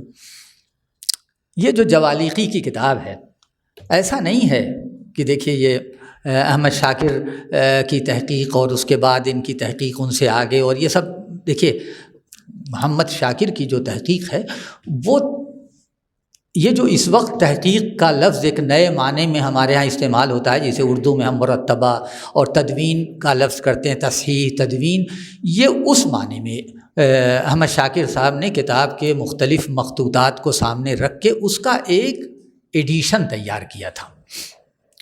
یہ ہے اس کی اصل یعنی خصوصیت. اس سے پہلے جرمن مستشرق پروفیسر زخاؤ نے, جسے زخاؤ بولتے ہیں, اس نے 1800 کچھ میں وہ کتاب لیپزگ سے شائع کی تھی. اس کے بعد لیکن ظاہر ہے وہ قدیم بھی تھی, ملتی بھی نہیں تھی, تو ڈاکٹر احمد شاکر نے دیکھیے ڈاکٹر احمد شاکر ہی نہیں, کوئی بھی عرب جسے دوسری زبان سے اس طرح کی واقفیت نہ ہو اس کے لیے بڑی مشکل ہوتا ہے یہ سمجھنا کہ یہ لفظ دوسری زبان کا ہوگا۔ کچھ الفاظ اتنے قدیم ہیں اور اس طرح عربی میں رائج ہو گئے کہ ان کی شباہت بھی اب وہ اس میں کوئی اجنبیت نہیں رہی بلکہ وہ خالص عربی ہو گئی۔ اور دوسرے ایک نازک مسئلہ قرآن مجید میں معرب الفاظ کا تھا جو خالص ایک لفظی مسئلہ تھا، اور بلا وجہ کہ قرآن مجید میں اگر کوئی معرب لفظ ہوگا تو وہ تو عربی مبین میں ہے، اور ساری فضول باتیں تھیں۔ بہت پہلے ابو عبید قاسم ابن سلام نے ان دونوں باتوں کو حل کر دیا تھا کہ جو عربی زبان میں جو لفظ استعمال ہو رہا ہے، جو عربوں نے جسے اپنی زبان میں داخل کر لیا وہ عربی ہے۔ ابھی ہم اردو زبان میں کئی 3-4 الفاظ، اور علی گڑھ میں تو پتہ نہیں جملے کے 4-5 الفاظ انگریزی کے استعمال ہوتے ہیں، پھر بھی وہ اردو ہی کہی جاتی ہے۔ ایسا تو نہیں کوئی کہتا کہ وہ انگریزی بول رہے ہیں فلاں صاحب۔ لیکن یہ مشکل ضرور ہے۔ تو شیخ احمد شاکر بڑے عالم تھے، معروف ہے، آپ سب جانتے ہیں، بڑے محدث تھے، بڑے عالم تھے، لیکن ان کے لیے یہ تسلیم کرنا دوسرے عربوں کی طرح بڑا مشکل کہ یہ لفظ جو ہے وہ تو فارسی سے آیا ہے اور اس سے آیا ہے۔ تو انہوں نے اپنے حواشی میں بہت سے جگہوں پر زبردستی انہوں نے کہا کہ نہیں وہ اس کا مادہ یہ ہے، اس کا مادہ یہ ہے، اور ظاہر اس کی وہ بالکل غلط ہے۔ ڈاکٹر عبدالرحیم صاحب اگر یہ پی ایچ ڈی کا موضوع وہ لیتے تو کبھی منظور نہ ہوتا، اس لیے کہ وہ تو کام ہو چکا تھا۔ ڈاکٹر عبدالرحیم صاحب نے جو پیش کیا موضوع وہ یہ نہیں تھا، اور بس غلطی یہ ہوئی ہے، اس میں غلطی کہتا ہوں، اس وقت طباعت میں یہ ہوئی کہ اسے 2 سطروں میں اس کی وضاحت ٹائٹل پر ہونی چاہیے تھے، سرورق پر، لیکن وہاں تحقیق کا لفظ لکھا گیا جس سے یہ غلط فہمی پیدا ہوتی ہے کہ یہ احمد شاکر کے مقابلے میں یہ دوسرا ایڈیشن ہے۔ یہ تحقیق اس معنی میں ہے ہی نہیں۔ تحقیق ہمارے ہاں جو قدیم لفظ تحقیق کا ہے، کسی لفظ کی تحقیق میں ہم جو بولتے ہیں کہ بھائی ہم نے فلاں لفظ کی تحقیق کی ہے، یہ اس معنی میں وہ لفظ ہے۔ اس میں ڈاکٹر صاحب کا جو مقدمہ ہے وہ پڑھنے کے لائق ہے۔ آپ الفاظ تو مرجع کی طرف استعمال کیجئے، لیکن مقدمہ ضرور پڑھیے۔ اس مقدمے میں ڈاکٹر صاحب نے ان زبانوں پر گفتگو کی ہے جن زبانوں میں سے عربی کے الفاظ آئے ہیں، اور کن زبانوں سے زیادہ آئے ہیں، کن زبانوں سے کم آئے ہیں۔ دوسرے یہ اتنا اہم موضوع نہیں ہے، لیکن جو دوسرا موضوع ہے کہ کسی زبان سے دوسرے یعنی عربی میں جو الفاظ آتے ہیں تو کیا صوتی تبدیلیاں ان پر جاری ہوتی ہیں۔ ڈاکٹر صاحب چونکہ فقہ اللغہ کا ان کا موضوع بھی تھا، اور وہ ہمارے یہاں یونیورسٹی میں، مدینہ یونیورسٹی میں وہ صوتیات کے استاد تھے، اور صرف وہ عربی صوتیات سے ہی واقف ہیں، تو وہ تو ان کی جو بنیاد تھی وہ تو انگریزی کی تھی، تو صوتیات پر انگریزی میں جو کتابیں لکھی گئی ہیں وہ ظاہر سب ان کی نظر سے گزری تھی۔ تو اس وجہ سے ایک تو دیکھیے، ایک تو زبانوں سے واقفیت ایک بات، اور زبانوں سے واقفیت ایسی اچٹتی ہوئی نہیں بلکہ گہری واقفیت۔ دوسری بات یہ ہے کہ وہ علم الاصوات کے صوتیات کے ماہر تھے۔ اگر صوتیات کا وہ شخص ماہر ہے نہیں ہے کوئی، تو یہ تو ممکن ہے بتا دے کہ یہ لفظ فلاں زبان سے آیا ہے، لیکن یہ نہیں بتا سکتا کہ یہ شکل بنی کیوں، پھر اس میں یہ تبدیلیاں کیسے پیدا ہوئیں، یہ وہ ماہر صوتیات بتاتا ہے۔ تیسری بات یہ ہے کہ صرف ایسا نہیں ہے کہ ایک ظاہری کوئی شکل ہے لفظ کی 2 لفظ کی، اور اس سے بس حکم لگا دیا کہ یہ فلاں زبان سے آیا ہے۔ انہوں نے ڈاکٹر عبدالرحیم صاحب نے اسی کتاب میں کئی الفاظ ایسے ہیں جن کے بارے میں متقدمین کے نقطہ نظر کو رد کیا ہے کہ وہ عجمی ہیں، یعنی وہ معرب ہیں، بلکہ انہوں نے لکھا ہے کہ وہ خالص عربی الفاظ ہیں، ان کا کسی غیر عربی زبان سے کوئی تعلق نہیں ہے۔ ایسا نہیں ہے کہ ڈاکٹر عبدالرحیم صاحب نے دوسری کتابوں میں استدراک کیا ہو معرب پر، یعنی جو معرب میں الفاظ نہیں ہیں، وہ یہ بات تو درست ہے ایک پہلو سے، لیکن دوسرا پہلو یہ ہے کہ معرب میں جو الفاظ ہیں وہ صرف وہ ہیں جو زمانہ احتجاج میں داخل ہوئی عربی میں. یہ جو عہد عباسی میں جو داخل ہوئی الفاظ، یہ اس کا موضوع ہی نہیں ہے. جوالیقی خود عہد عباسی کے ہیں، 6 صدی کے ہیں، لیکن یہ ہے کہ جوالیقی نے ایسے الفاظ اس میں داخل ہی نہیں کیے ہیں. ان کا موضوع صرف یہ تھا کہ عصور احتجاج میں جو الفاظ دوسری زبانوں میں داخل ہوئے صرف ان کے بارے میں، اور زیادہ تر انہوں نے ائمہ لغت جو ان سے پہلے کے تھے ان کی انہوں نے رائیں نقل کر دی ہیں. انہوں نے اپنی رائیں بہت کم انہوں نے دی ہیں. ایک بات، یہ صرف ایک وضاحت تھی.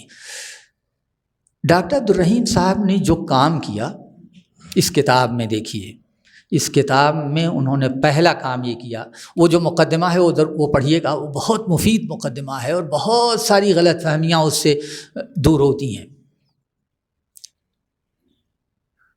ایک غلط فہمی صرف ذکر کر دوں آپ کو کہ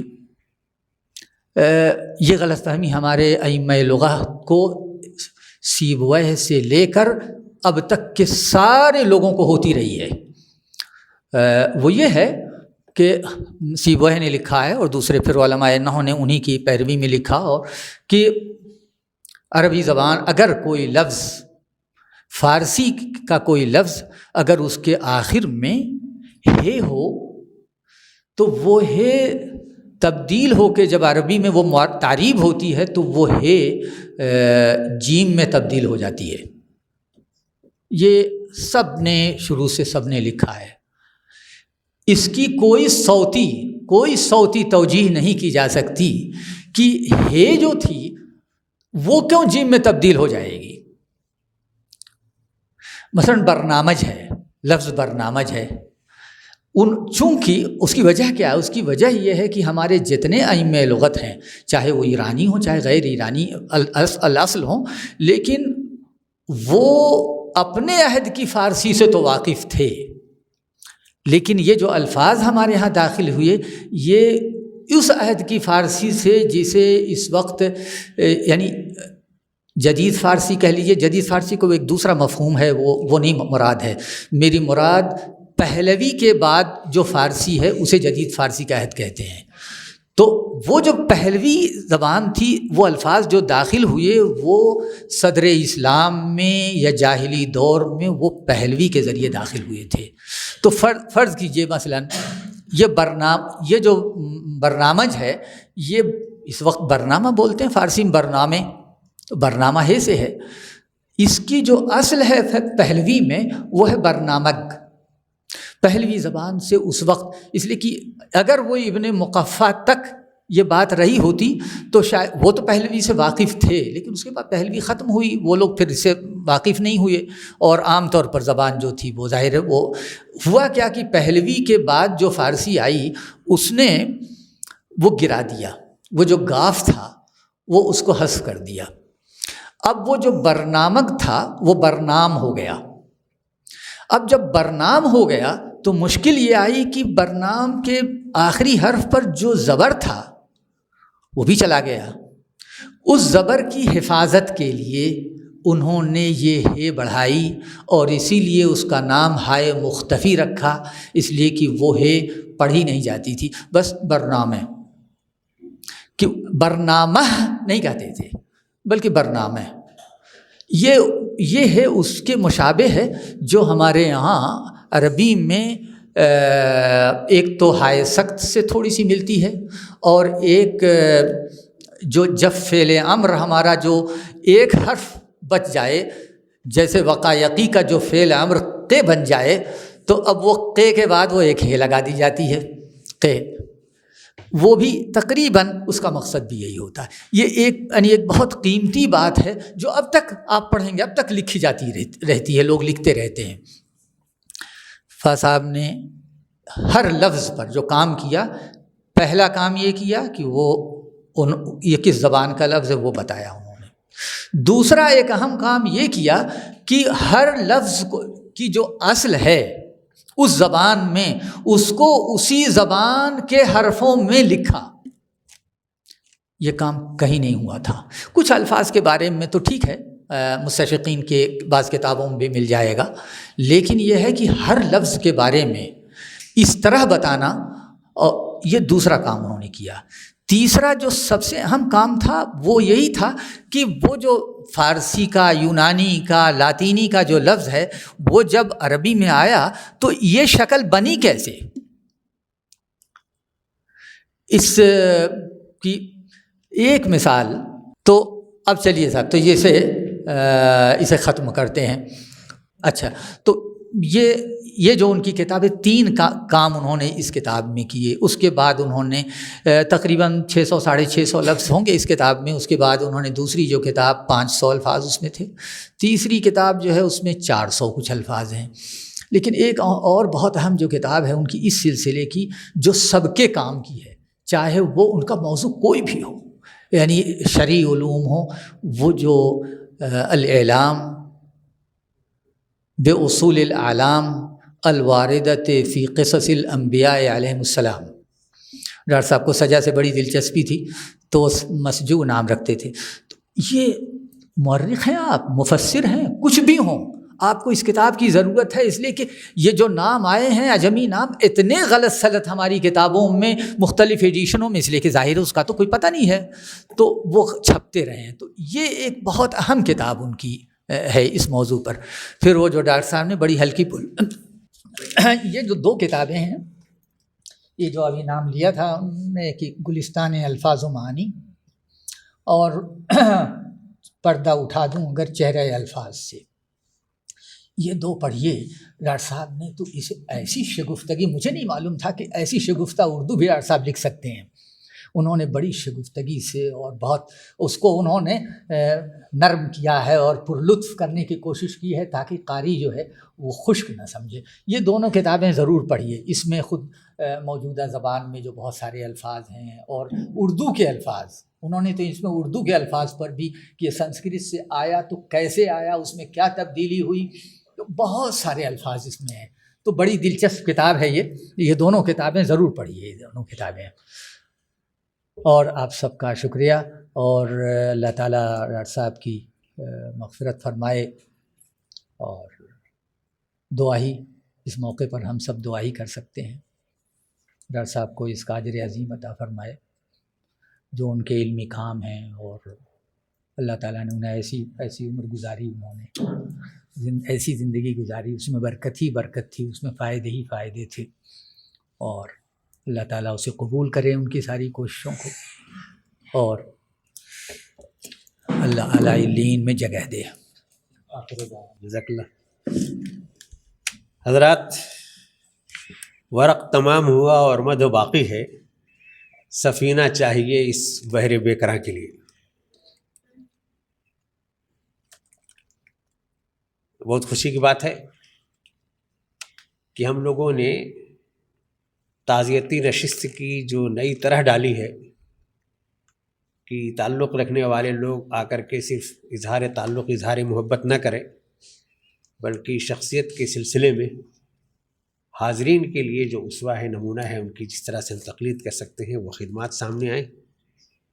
تو اللہ کا شکر ہے کہ اس طرز پر ہماری آج کی بھی یہ نشست ہوئی۔